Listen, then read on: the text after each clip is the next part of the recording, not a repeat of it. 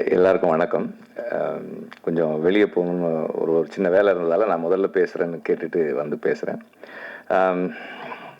Editing வந்து ஒரு film டைரக்டருக்கு வந்து எடிட்டர் அண்ட் எடிட்டிங் ரூம் வந்து ஒரு ஃபில்ம் டைரக்டருக்கு, ஒரு அசிஸ்டன்ட் டைரக்டருக்கு ரொம்ப இன்டிமேட்டான ஒரு ஸ்பேஸ். நம்ம அதிக நேரம் ஸ்பெண்ட் பண்ணுறது வந்து அங்கே தான். எடிட்டரோட ஒர்க் பண்ணுறதா இருக்கட்டும், அசிஸ்டன்ட் எடிட்டர்ஸோட இன்ட்ராக்ட் பண்ணுறதா இருக்கட்டும். அண்டு சினிமாவில் நான் பார்க்குறது எப்படின்னா, நம்ம என்ன தப்பு வேணால் ஷூட்டிங் ஸ்பாட்டில் பண்ணலாம், எடிட்டிங்கில் வந்து கரெக்ட் பண்ணிட முடியும் அப்படின்ற ஒரு தைரியம் வந்து என்ன மாதிரி ஸ்டைலில் படம் எடுக்கிறவங்களுக்கு வந்து இந்த எடிட்டிங் ரூம் ஸ்ட்ராங்காக இல்லைன்னா நம்ம படம்லாம் வந்தே சேராது. அந்த மாதிரி ஒரு இடத்துல தான் இருக்கும். அண்ட் அதுக்கு காரணம் வந்து நான் வந்து 2 எக்ஸ்ட்ராடினரி எக்ஸப்ஷனல் எடிட்டர்ஸோடு நான் ஒர்க் பண்ணது தான். பாலு மகேந்திரா சார், அவர் எடிட்டிங் யூனியனில் மெம்பராக இருந்திருக்காரு. நான் அவரோட அசிஸ்டன்ட் டைரக்டராக ஒர்க் பண்ணும்போது நிறைய பேர் வந்து அவருடைய சினிமாட்டோகிராஃபி பற்றி பேசுவாங்க, அவருடைய ரைட்டிங் பற்றி பேசுவாங்க, அவரோட டைரக்ஷன் பற்றி பேசுவாங்க. பட் நான் அவரை பக்கத்தில் இருந்து பார்த்ததில் அவர் மாதிரி அவருடைய அத்தனை ஸ்கில் செட்ஸ்லையும் அவருடைய எடிட்டிங் எபிலிட்டி, அவரோட அசிஸ்டன்ஸ் எல்லாருக்குமே தெரியும். அவர் ஒரு எடிட்டராக ஒரு தலைசிறந்த எடிட்டர். அவருடைய அந்த சென்ஸ், எடிட்டிங் சென்ஸ், அந்த ரிதம், அவருடைய படங்கள் எல்லாத்துலேயுமே அந்த ரிதம் இருக்கும். அவரோட ஒர்க் பண்ண எல்லா உதவியாளர்களுக்குமே வந்து அந்த எடிட்டிங் சென்ஸ் கொஞ்சம் இருக்கும். அண்ட் எடிட்டிங்கை கற்றுக்கிற அந்த ஒரு பேஷனும் இருக்கும். நான் அதுக்கப்புறம் ஒர்க் பண்ணதுன்னா வந்து நான் அசிஸ்டன்ட் டைரக்டராக ஒர்க் பண்ணும்போது, கதிர் சாரோட ஒர்க் பண்ணும்போது விஜயன் சார் எடிட் பண்ணாங்க கதிர் சாரோட படங்கள். அப்போ அங்கே ஒர்க் பண்ணும்போது எனக்கு அங்கே நிறைய அசிஸ்டன்ட் எடிட்டர்ஸோட ஒரு பழக்கம் இருக்கும். அண்ட் அங்கே ஒர்க் பண்ணும்போது நமக்கு ரொம்ப இன்ட்ரெஸ்டிங்கானது, இன்றைக்கி இருக்கிறவங்களுக்கு, இன்றைக்கி அசிஸ்டன்ட் எடிட்டர்ஸாக இன்றைக்கி இருக்கிற சில எடிட்டர்ஸ்க்கே கூட அது தெரியாமல் இருக்கும்.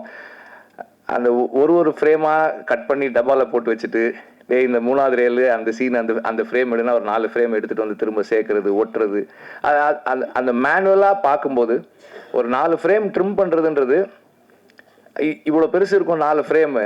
அப்போ 4 ஃப்ரேம் குறைச்சா இவ்வளோ லெங்க்த்து குறையுன்றது வந்து நம்ம ஃபிசிக்கலாக எக்ஸ்பீரியன்ஸ் பண்ணுற அந்த அனுபவங்கள் இது எல்லாமே சேர்ந்து தான் வந்து நம்மளை ஒரு ஃபில்ம் மேக்கராக கம்ப்ளீட் பண்ணுதுன்னு நினைக்கிறேன் நான். அண்ட் எனக்கு எப்போதுமே முதல் படத்துலேருந்து என்னோட எடிட்டர்ஸ் வந்து என் கூடவே இருந்து என்னுடைய படங்களை வந்து உருவாக்குறாங்க.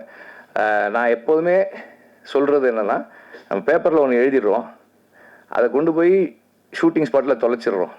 அது நம்ம ஒன்று எழுதியிருப்போம், என்னவோ ஒன்று எடுத்திருப்போம், திரும்ப இந்த பேப்பரில் எழுதி ஷூட்டிங் ஸ்பாட்டில் தொலைச்சதை கண்டுபிடிக்கிற இடம் தான் எடிட்டிங் டேபிள். இங்கே வந்து எதையாவது கண்டுபிடிச்சி எடுத்துட்டோம்னா நம்ம தப்பிச்சுக்குவோம். அப்படி தான் இருக்கும். அதை ரொம்ப திறம்பட எனக்கு செஞ்சு கொடுக்குற என்னுடைய எடிட்டர்ஸ். ஃபர்ஸ்ட் படம் வந்து விஜயன் சார் பண்ணாங்க, அதுக்கப்புறம் கிஷோர் பண்ணார், அப்புறம் வெங்கடேஷ் பண்ணார், இப்போ ராமர் பண்ணிட்டு இருக்காரு. எல்லாருமே பண்ணுறாங்க. எல்லாருக்கும் ஒரு விஷயம், நான் ஒர்க் பண்ண எல்லா எடிட்டர்ஸுக்குமே ஒரு விஷயம் நான் நிறைய பார்க்குறது என்னென்னா, அந்த கமிட்மெண்ட், டெடிகேஷன். ஒரு ப்ராஜெக்ட்னா அதை வந்து கொண்டு வந்து சேர்க்கறதுக்கு கடைசி வரைக்கும் போராடுறது இருக்கு இல்லையா. ஒருத்தர் ஒரு மாதிரி. விஜயன் சார் வந்து ஒன்றுமே சொல்ல மாட்டார். கதிர் சாரோட ஒர்க் பண்ணி எல்லாம் ஆர்டர் எல்லாம் பண்ணிடுவார். கடைசி அந்த ட்ரிம்மிங் அப்போ ஸ்டீன் பைக் அப்படி ஓட்டி டக்கர் அங்கே நிறுத்திட்டு திருப்பி ஓட்டுவார், திருப்பி ரிவர்ஸ் பண்ணி அங்கே ஓட்டி அங்கே நிறுத்துவார். 3ஆவது கேட்பார், இதுக்கு மேலே வேணுமா அப்படின்னு. கதிர் சார் உங்களுக்கு வேணாம்னா எடுத்துடலாம் சார், வேணாம் அப்படின்வார். ஸோ அது அந்த இடத்துல அந்த லாஸ்ட் மினிட் வரைக்கும் அது ஒர்க் பண்ணிகிட்டே இருக்கிறது. கிஷோர் அவரும் அந்த மாதிரியான ஒரு இதுதான் இருக்கும். அவரும் அதை சொல்லிகிட்டே இருப்பார், இது சார் இது சரியாக வரல சார், சரியாக வரல சார். ராம் வந்து சொல்லவே வேணாம், ராமர் செட் ஆகிற வரைக்கும் சார் இல்லை சார் இது சரியா இல்லை சார், இல்லை சார் இது வேணாம் சார், இன்னும் கொஞ்சம் பண்ணலாம் சார், குறைக்கலாமா சார், குறைக்கலாமா, தொடர்ந்து கேட்டுக்கிட்டே இருந்து நம்முடைய கான்ஷியன்ஸ் மாதிரி, அந்த ஸ்கிரிப்ட் ரைட்டருக்கும் டைரக்டருக்கும் வந்து கான்ஷியன்ஸ் மாதிரி, டெவில்ஸ் அட்வொகேட்னு சொல்கிற மாதிரி தொடர்ந்து நம்மளை கேள்வி கேட்டு கேட்டு கேட்டு நம்மளை வந்து சரியான இடத்துக்கு நகர்த்துற வேலையை செய்யக்கூடிய எடிட்டர்ஸ். அந்த யூனியன் அதனுடைய ஒரு புது பிளட் உள்ளே வந்திருக்கு. I'm very happy. அண்ட் இதில் வந்து இந்த இடத்துல என்னுடைய ப்ரெசன்ஸ் இருக்கணும், நான் இருக்கணும்னு விருப்பப்பட்டு வந்தேன். அண்டு இதுக்கு முன்னாடி இருந்த ஒர்க் பண்ண யூனியனுடைய அந்த தலைமைக்கும் இன்னைக்கு இருக்கிற இந்த யூனியனுடைய தலைமையும் ஒன்றா சேர்ந்து அடுத்தடுத்த லெவலுக்கு இதை கொண்டு போகணும்னு நான் கேட்டுக்கிறேன். அவங்க சொன்ன சில 2-3 விஷயங்கள் நல்ல விஷயங்களாக இருந்தது. அது எல்லாத்தையுமே நடைமுறைப்படுத்த முடிஞ்சதுன்னா ரொம்ப நல்லாயிருக்கும். நன்றி. எல்லாருக்கும் இனிய மாலை வணக்கம். அரங்கம் நிறைந்து வழிகிற ஒரு நிகழ்ச்சியாக நடக்கிறதுல ரொம்ப மகிழ்ச்சி. உங்களுக்கெல்லாம் எடிட்டிங் யூனியன் வந்து யூனியன் எனக்கு பக்கத்து வீடு. இந்த தேர்தலுக்கு முந்தைய கணிப்பு பிந்தைய கணிப்பு அது இதெல்லாம் சொல்லுவாங்களோ ஒன்றும் இல்லை. ஞாயிற்றுக்கிழமை எலெக்ஷன் நாங்கள் திங்கக்கிழமை வரை மொத்த பேர் மாறி ஆளே இல்லை. என்னடா இல்லை எல்லாம் மாறியாச்சுண்ணா. என்ன அது எப்படி நடந்தது? சரி ஓகே, இது ஒரு யூனியனில் இதெல்லாம் நடக்கும். உமாசங்கர் பாபு சார், அசோக்குமார் சார், நீங்கள்லாம் இங்கே வந்திருந்தது ஒரு பண்பாட்டை வந்து ஒரு தலைமுறைக்கு நீங்கள் சொல்லிக் கொடுக்குறீங்க. என்னுடைய மனமார்ந்த வாழ்த்துக்கள். ஏன்னா இங்கே செல்வமணி சாரை வந்து ஒரு பெரிய முதிர்ந்த ஆள் ஆக்கிட்டாங்க. எல்லா யூனியன் சண்டை போட்டு சமாளப்படுத்தி ஒரு வழி ஆயிட்டார். அது மாதிரி இல்லாமல் ஒரு இணக்கமான சூழ்நிலை. இது என்ன நம்ம பெரிய இந்த பதவியாது அப்படி இல்லை. இது கமிட்மெண்ட் உள்ளே வந்ததுக்கப்புறம் தான் தெரியும். உள்ள பின்னாடி நெருப்பு எரிய விட்டு ஆளாளு கேள்வி கேட்டு பதில் சொல்றதுக்குள்ள ஆயுசு முடிஞ்சிடும். அது வேற. அதனால ரொம்ப ஒரு துடிப்போட எல்லாரும் செயல்படுறீங்க. இந்த டிபார்ட்மெண்ட் வந்து ரொம்ப கட்டுக்கோப்பாகவும் சினிமாவோட கடைசி நிமிஷத்தில் நம்மளுடைய தொழிலாளர்களுக்கான பணத்தை வாங்கி கொடுக்கக்கூடிய ஒரு சக்தி கொண்ட யூனியனாக இருந்தது. இப்போ அப்படி உடஞ்சி எங்கெங்கேயோ ஒரு கட்டுப்பாடு இல்லாமல் இருக்குது. முதல்ல ஒருங்கிணைங்க. தொலைக்காட்சியில் ஆன்லைன் எடிட்டிங்கிறது ஒரு மிகப்பெரிய பெரிய பெரிய பெரிய பிரில்லியன்ட் ஜாப். ஆன்லைன் எடிட்டர்ன்றது ஒரு பெரிய ஜாப். அது அவங்களோட எல்லாம் ஏற்கனவே அசோக் மேத்தா சார், உமாசங்கர் பாபு சார் இருக்கும்போதும் செல்வமணி சார் இருக்கும்போது பேசணும். அதெல்லாம் ஏதாவது பண்ண முடியுமா அப்படின்னா ஒருங்கிணைக்கலைன்னா இது ரொம்ப சிக்கலாயிடும் போல இருக்கு. சிக்கல்னா ஊதியம் வராமல் போயிடும். வேற என்ன சிக்கல் வரப்போகுது? அதனால இது ஒருங்கிணைந்து செயல்படணும். இது ரொம்ப முக்கியமான வேலை. நான் கேமராமேனாக இருக்கும்போது எப்போவாது தான் கேமரா கிடைக்கிற வாய்ப்பு கிடைக்கும். அசோசியேட் கேமரா இருக்கும்போது வாயினி ஸ்டுடியோவில் ஒரு கோர்ட்டு செட்டு பின்னாடி நீதிபதி இருக்கணும், வழக்கறிஞர் வந்து கணம் நீதிபதி வரணும்னு பேசிட்டு வரணும். நான் ஜட்ஜு வரல, அவர் வரலன்றனால மொத்த பேர் உட்காந்துருக்காங்களே, சரி அதை அவாய்ட் பண்ணி எடுத்துடலாமேன்ட்டு ஒரு கம்போசிஷனில் ஜட்ஜை அவாய்ட் பண்ணி ட்ராலி போட்டு எடுத்துகிட்டே வந்தவன் மறந்துட்டு திரும்பி என்ன பண்ணிட்டேன்னா ஆட்டோமேட்டிக்காக நான் ஜட்ஜி எம்டியாக உட்காந்துருக்காரு, இங்கே வக்கீல் ஆர்கியூ பண்ணிக்கிட்டு இருக்காரு. விட்டுட்டேன். கணமும் நீதிபதி அவர்கள் என்ன நீதிபதி ஃபேமில் இல்லை, ஆனால் வக்கீல் ஆர்கியூ பண்ணிட்டு இருக்காரு. அந்த ஷாட்டு ஓகே ஆகி லேபுக்கு ரஷ் பார்க்க போகிறேன். பின்னாடி காணா, ஜட்ஜை காணா, ஒரு வக்கீல் போயிடும். செத்தாண்டா, என் எதிர்காலம் எல்லாம் இருந்துருச்சாங்க. டக்குன்னு அப்படியே பாசிட்டிவ் தூக்கிட்டு நேராக லின் சார் ரூம் ஏவிஎம்லேருந்து ஓடி வந்து உள்ள பதறோம். என்னப்பா என்ன சார் இந்த மாதிரி பண்ணிட்டு சார் உண்டா போடு டக்குன்னு ஒரு க்ளோஸ் போட்டு சர்ற போ. ஐயோ எல்லாமே முடிஞ்சு போச்சு. நான் ஜெமினி லேபில் இருந்து ஏவிஎம் வர்றதுக்குள்ளே நான் செத்து போயிட்டேன். ஏன்னா போச்சு வாழ்க்கை. என்னடா பின்னாடி நீதிபதியை காணா ஓம்பாட்டில் எடுத்துக்கிட்டு டேக் ஓகேன்றீங்க. என்ன கேட்க மாட்டாங்களா? அவ்வளோ பெரிய ஒரு ஆபத் பாந்தம் அனாத ரட்சிய டிபார்ட்மெண்ட் இது. இவங்க எல்லாத்துக்கும் ரொம்ப நன்றி. நல்லா வளரணும். ஒரு இணக்கமான சூழ்நிலையை உருவாக்கி சினிமாவில் எல்லாருக்கும் எல்லாமே ஒரு சமரசத்தோட ஒரு ஆரோக்கியமான நட்புணர்வோடு வளரணும். அதுக்கு என்னோட மனமார்ந்த வாழ்த்துக்கள். நன்றி. அனைவருக்கும் வணக்கம். இன்னைக்கு முதன்முறையாக எடிட்டர்ஸ் யூனியன் இவ்வளோ பிரம்மாண்டமாக இவ்வளவு கூட்டத்தோட, அதாவது டைரக்டர்ஸ் யூனியன் கூட பதவி ஏற்புக்கு இவ்வளோ டைரக்டர்ஸ் வந்ததில்லை. எடிட்டர்ஸ் யூனியன் வந்திருக்காங்கன்னா அது புதிய ரத்தம் வந்திருக்கு. அது ஒரு வகையில் சிறப்பு தான். புதிய ரத்தம் வர்றதுங்கிறது ஒரு சிறப்பான விஷயம். தமிழ் திரைப்படத்துறையில் இப்போ இருக்கிற காலகட்டத்தில் எல்லோரும் இணைந்து சுமூகமாக பணியாற்றினால் மட்டும்தான் சங்கங்கள் இன்னும் சிறப்பாக இருக்க முடியும். அதை மிக சிறப்பாக உணர்ந்து புதிய நிர்வாகிகள் சிறப்பாக பணியாற்றணும். நான் சொல்லும்போது சொன்னாங்க எவ்வளோ கஷ்டம்னு இல்லை, இருக்கிற எல்லாரையும் ஒன்றிணைக்கிறதுங்கிறது, ஒரு குடும்பமாக ஒன்றிணைக்கிறதுங்கிறது ரொம்ப உண்மையிலே கஷ்டமான விஷயந்தான். அது மட்டும் இல்லாமல் மணி சார் பேசும்போது சொன்னார், படைப்பாளிகள் ஆரம்பித்து அதை எந்த பெப்சியை எடுத்து போராடினாரோ அந்த பெப்சியை காப்பாற்ற வேண்டிய இடத்துல உட்காந்துருக்காருன்னு. அன்னைக்கு நான் செய்த செயலும் இன்னைக்கு நான் செய்து கொண்டிருக்க செயலும் ரெண்டும் ஒன்று தான். வேற வேற ஃபார்மேட்டில் இருக்குது. எந்த நோக்கத்துக்காக படைப்பாளி ஆரம்பிக்கப்பட்டதோ, அதாவது படைப்பாளிகளோட சுதந்திரம் பாதிக்கப்படக்கூடாது, என்ன மாதிரியான திரைப்படங்களை எடுக்கணுங்கிறது படைப்பாற்றல் இல்லாத மற்ற யாரும் டிசைட் பண்ணக்கூடாது. அப்படி பாலுமகேந்திரா வெற்றிமாறன் சொன்னாங்க, பாலுமகேந்திரா சார் ஆரம்பித்த பிரச்சனை தான் அது. ஒரு எடிட்டராக, ஒரு ஸ்டில் ஃபோட்டோகிராஃபராக, ஒரு டைரக்டர் ஒர்க் பண்ணக்கூடாது அப்படிங்கிற ஒரு பிரச்சனையில் வந்தது தான். அன்னைக்கு இது மாதிரியான எப்பவுமே இன்னைக்கு இந்த பதவி புதிய ரத்தம் வந்திருக்கு இல்லையா, அது எப்படிங்கிறத யோசிச்சுக்கணும். ஏன்னா நான் பதவிக்கு வந்த பிறகு இந்த சங்கங்கள் நடத்தும் போது நாங்கள் எல்லாருமே வந்து யாரும் சங்கத்தில் வந்து எலெக்ஷன் நின்று இப்போ இங்கே தலைவராகவோ பொருளாளரோ ஆகிறதுக்காக வந்தவங்க இல்லை. நான் டைரக்டராகவும் வந்தேன், அவர் எடிட்டராக வந்தார், ஒரு கேமராமேனாக வந்தார். தவிர சங்கத்தை காப்பாற்றுக்காக நாங்கள் வரல. வந்த பிறகு சுச்சுவேஷன்ஸ் மாறும்போது நம்ம ஓய்வு நேரங்களில் இந்த சங்கத்துக்கு பணியாற்றாலும் வரும். அது மாதிரி வரும்போது என்ன ஆயிடுச்சுன்னா, இப்போ இருக்கிற சூழ்நிலையில் சங்கங்களில் நிர்வாகியாக வர்றதே ஆபத்துங்கிற ஒரு சுச்சுவேஷன் வந்துடுச்சு. அது அப்போ அந்த நேரத்தில் இருந்தது. அது என்னன்னா, அதிகாரம் செலுத்துவதற்கான ஒரு அமைப்பாக இருந்தது.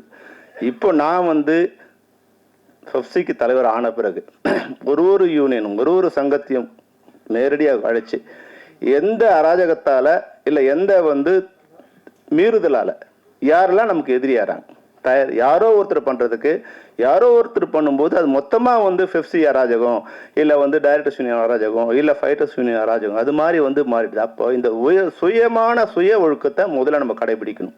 படப்பிடிப்புகளில் சுய ஒழுக்கம் இருக்கணும், கட்டுப்பாடு இருக்கணும். எடுத்ததுக்கெல்லாம் வந்து வன்முறையோ இல்லை வந்து தன் பணப்போக்கின போக்குள்ளேயே செயல்படக்கூடாதுங்கிறது முதல்ல அதை செயல்படுத்தி என்ன நோக்கத்துக்காக நான் படைப்பாளியை நாங்கள் வந்து ஆரம்பித்தோமோ அந்த நோக்கத்தை இப்போ நிறைவேற்றிக்கிட்டு இருக்கோம்.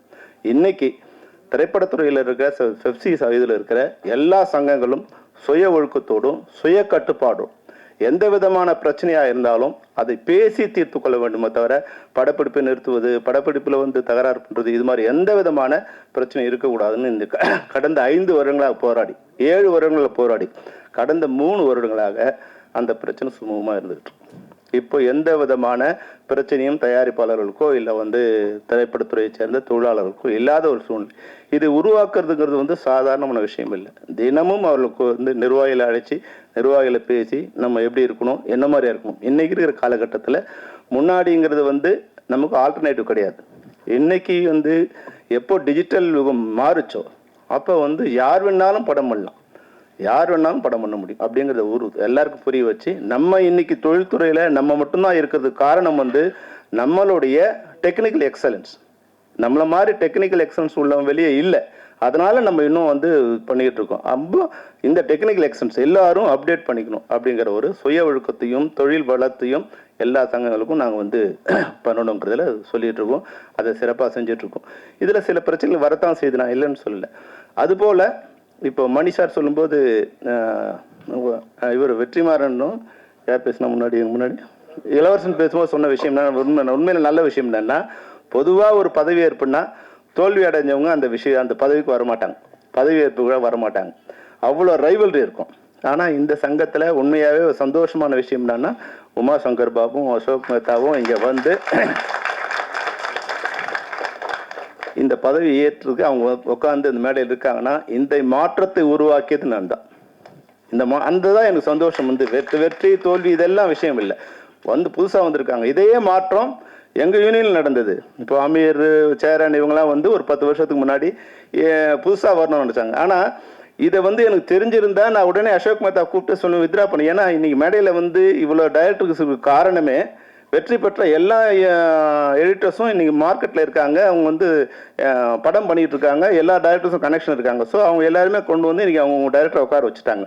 அப்போது யங் பிளட் வரும்போது நீங்கள் கூட வித்ரா பண்ணியிருக்கலாம்னு கூட நான் சொல்லியிருப்பேன். நிச்சயமாக எலெக்ஷன் நடந்ததும் தெரியாது, பெரும்பாலும் வந்து நடக்கிற மாதிரி அவங்க யூனியன் வந்து ஒரு சாஃப்டான யூனியன், வெளியே இது வரைக்கும் தெரியாது. இன்னைக்கு தான் இவ்வளோ பேர், இவ்வளோ கேமராஸோ இவ்வளோ பேர் அரங்க நிறைஞ்சிருக்கிறது இன்னைக்கு தான் எனக்கு தெரிஞ்ச முதல் முறையாக.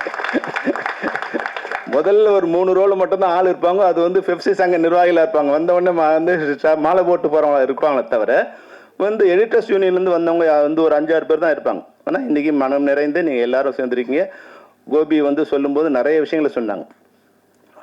ஒரு நல்ல விஷயத்துக்கு வந்து நல்ல தொடக்கம் இதுவாகிடும். அப்போ இந்த தொடக்கம் வந்து அவங்களுடைய எண்ணம் இந்த 50 வருஷத்தில் யாரெல்லாம் இதெல்லாம் பண்ணாங்க அப்படின்னு வந்து பழைய ஆட்களை நினைவு கூர்ந்து பழைய நிர்வாகிகளை மேடையில் உட்கார வச்சு இவங்க பதவி ஏற்கிற விஷயம் வந்து உண்மையிலேயே நல்ல விஷயம்.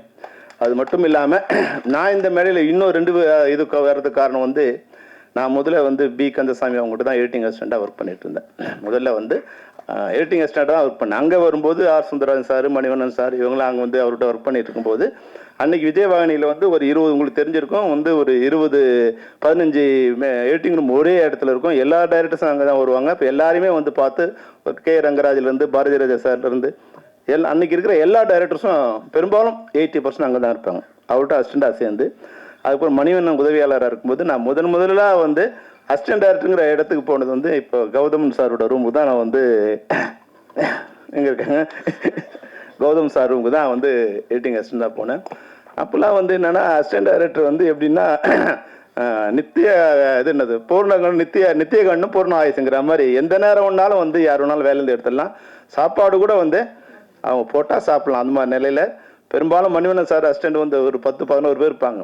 தயாரிப்பாளர் வந்தால் ஒரு 3 பேர் மட்டும் எடிட்டிங் வரணும்னு சொல்லுவார். ஆனால் கௌதம் சார் என்ன பண்ணுவார், அவருக்கு அன்றைக்கி ராமநாராயண் கம்பெனி ஒர்க் பண்ணிருக்கோம், 4-5 கம்பெனி ஒர்க் பண்ணிட்டு இருப்பாங்க. அப்போ எல்லாம் வந்து அங்கே வரும்போது எல்லா அசிஸ்டன்ட் டைரக்டருமே வர வச்சு அங்கே உட்கார வச்சு சாப்பாடு போட்டு யாராக இருந்தாலும் அங்கே வந்து சாப்பிட்லாம். எப்படி ராஜாபுரத்தில் வந்து விஜயகாந்த் சார் ஆஃபீஸ் போனால் சாப்பிடலாம் நிலைமை இருந்ததோ, அது மாதிரி கௌதம் சார் ஆஃபீஸில் வந்து நாங்கள் மணிவண்ணன் அசிஸ்டன்ட் யார் போனாலும் எப்போ போனாலும் சாப்பிட்லாங்கிற ஒரு அப்போ வந்து ஒரு அட்டாச்மெண்ட் வந்து டைரக்டர் எடிட்டர்ஸோட ஒரு அட்டாச்மெண்ட்டு.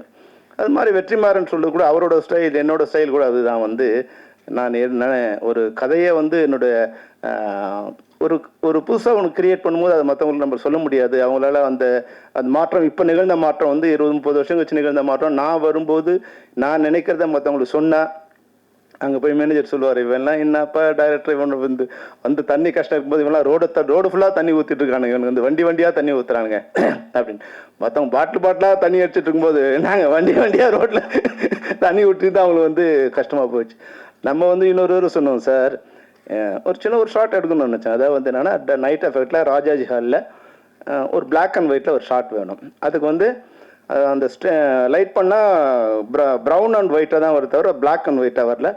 ப்ளீச் அவுட் ஆனால் ஃபுல்லாக ஒயிட் ஆகிடுது. அப்போ வந்து ஒரு ஐடியா பண்ணி என்ன பண்ணோம், அந்த ஸ்டெப்ஸோட முனையில் மட்டும் வந்து ஒரு ஒயிட் வாஷ் சுண்ணாம்பு வச்சு இது பண்ணால் லைட் பண்ணும்போது இது ஒயிட்டு அது பிளாக் அண்ட் எல்லாம் தெரியுங்கிறதுக்காக நான் வந்து ஆர்ட் டைரக்டர்கிட்ட சொல்லி, சார் கொஞ்சம் இது மட்டும் வந்து நைட் ஷூட்டிங்கு வந்து இது பெயிண்ட் பண்ணி கொடுங்க அப்படின்னு. உடனே அவர் போனார் ராவுத்தர் ஃபிலிம்ஸில். அப்பா இவங்களை வச்சா விஜயகாந்த் இப்போவே மதுரைக்கு போக வேண்டியதான்ப்பா, கவர்மெண்டாலேயே ராஜாஜாலுக்கு வந்து சுண்ணாம்பு அடிக்க முடியல, இவங்க ராஜாஜாலுக்கே சுண்ணாம்பு அடிக்க சொல்கிறாங்க. இப்போ இதையெல்லாம் மீறி தான் வரணும். இதையெல்லாம் மீறி வரும்போது அன்னைக்கு நல்ல வேலையாக நான் வந்து என்னோட ஒர்க் பண்ண என்னோட சீனியர் வந்து எடிட்டிங் அசிஸ்டண்ட்டாக இவர் எடிட்டராக இருந்ததால், ஜெயச்சந்திரன் எடிட்டராக இருந்ததால் அவங்க கொஞ்சம் காப்பாற்றி நம்ம எடுக்கிற விஷயங்களை வந்து தயாரிப்பாளர் காமிக்காமல் ஏதாவது தப்பாக இருந்தால் கூட அது நமக்கு நாமே இது வச்சு அப்போ புதிய டைரக்டர்களை வந்து காப்பாற்றுறது வந்து முதல்ல எடிட்டர்ஸ் தான் முதல்ல காப்பாற்று. அதனால் அந்த வகையில் எடிட்டர்ஸோட எனக்கு வந்து ஒரு நல்ல அட்டாச்மெண்ட். அப்போ அவங்களோட அந்த உறவு வந்து தொடர்ந்து பயணிச்சுட்டே இருக்கு. ஆனால் இப்போ வரும்போது என்ன ஒரு ப்ராப்ளம் இருக்குன்னா, அப்போ வந்து எடிட்டிங் ரூம் வந்து ஒரு குடும்பமாக இருந்தது. எடிட்டிங் ரூமில் டைரக்டர் அசிஸ்டண்ட்டு, எடிட்டர் அசிஸ்டன்ட்ஸு ஒரு 10 பேர் எப்பவுமே இருப்போம்.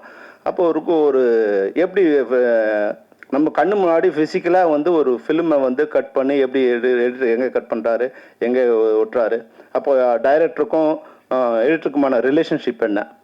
சமயத்தில் வந்து டைரக்டர் அப்போ வந்து பெரும்பாலும் வந்து நைட்டில் தான் மணிவண்ணன் சார் வந்து ஒர்க் பண்ண வருவார். அவர் ஃபுல் டயர்டாக இருப்பார். அப்போ என்ன பண்ணுவார்னா, அவர் நினச்சி கட் சொல்கிறதுக்குள்ளே அவர் கொஞ்சம் டைம் ஆகும். மார்க் அப்போ வந்து சீன் பேக்கில் மூவி தான் மார்க் பண்ணணும். மார்க் பண்ணால் கை வச்சார்னா ஒரு 4 ஃப்ரேம் ஓடிடும். அப்போ வச்சுட்டு கட் பண்ணி மார்க் பண்ணும். அவர் கட் பண்ண இடத்துல மார்க் பண்ண இடத்துல கட் பண்ணி மறுநாள் காமிச்சா எடிட்டர் திட்டுவார், என்ன கௌதமன் நான் சொன்ன மாதிரி நீ கட் பண்ணலையே லூஸாக இருக்கேன்னு. அப்போது அதுலேருந்து என்ன பண்ணுவார் கௌதம் சார் என்ன பண்ணுவார்னா, அவர் கட் பண்ண சொன்னால் கட் பண்ண மார்க் ஒன்று வச்சுப்பார், அவரோட மார்க் ஒன்று வச்சுப்பார். கட் பண்ணதுலேருந்து ஒரு 8 அடி முன்னாடியோ பின்னாடியோ அவர் இங்கே ஃப்ரேமை பார்க்கறத விட மணிவண்ண மூஞ்சியே பார்த்துட்டு இருப்பார். அவர் எங்கே கட் பண்ணு நினைக்கிறாருங்கிறத முதல்ல அவர் பார்த்துருவார். டக்குன்னு அந்த ஃப்ரேம் மார்க் பண்ணிக்கிட்டு மறுநாள் வந்து அவர் கொடுத்த மார்க்கிங்லேயே அந்த கட்டிங் இருக்காது, இவர் ஒரு கட் பண்ணி அதை காமிப்பார். அப்போ பார்ப்பார், இப்போ எப்படி இருக்கு கௌதமன் நான் சொன்ன மாதிரி இருக்குல்ல. அப்போ ஒரு எடிட்டர் வந்து மார்க்கிங் மட்டும் இல்லை, டைரக்டரோட ரியாக்ஷன் அவங்க ஃபேஸ் வச்சு எங்கே கட் பண்ண நினைக்கிறாங்க, அவங்களுக்கு என்ன தேவைப்படுதுங்கிறத கூட வந்து கூர்ந்து கவனிச்சது.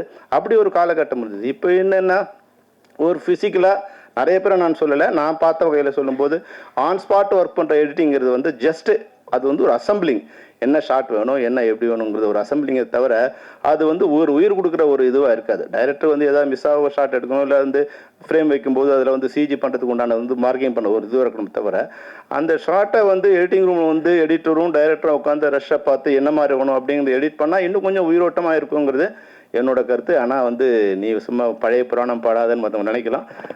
ஆனால் படங்கள் பார்க்கும்போது எனக்கு தோணும், இது மாதிரி வந்து படங்கள் பார்க்கும்போது இன்னும் கொஞ்சம் இது உயிரோட்டமாக இருந்தால் நல்லா இருக்கும். அப்போ எடிட்டருங்கிறவங்க வந்து சும்மா வந்து கட் பண்ணி ஓட்டுறவங்க கிடையாது எடிட்டர். அவங்க வந்து அதை வந்து ஒரு பிரம்மன் மாதிரி அந்த வந்து அதை ஒரு உயிர் கொடுக்க வேண்டிய ஒரு கட்டாயத்தில் இருக்காங்க. ஒரு அந்த ஃபிலிம் ஷார்ட்டுங்கிறது வந்து வெறும் செங்கல் தான், வெறும் செங்கல் அடுக்கிறவன் வந்து மேஸ்திரி.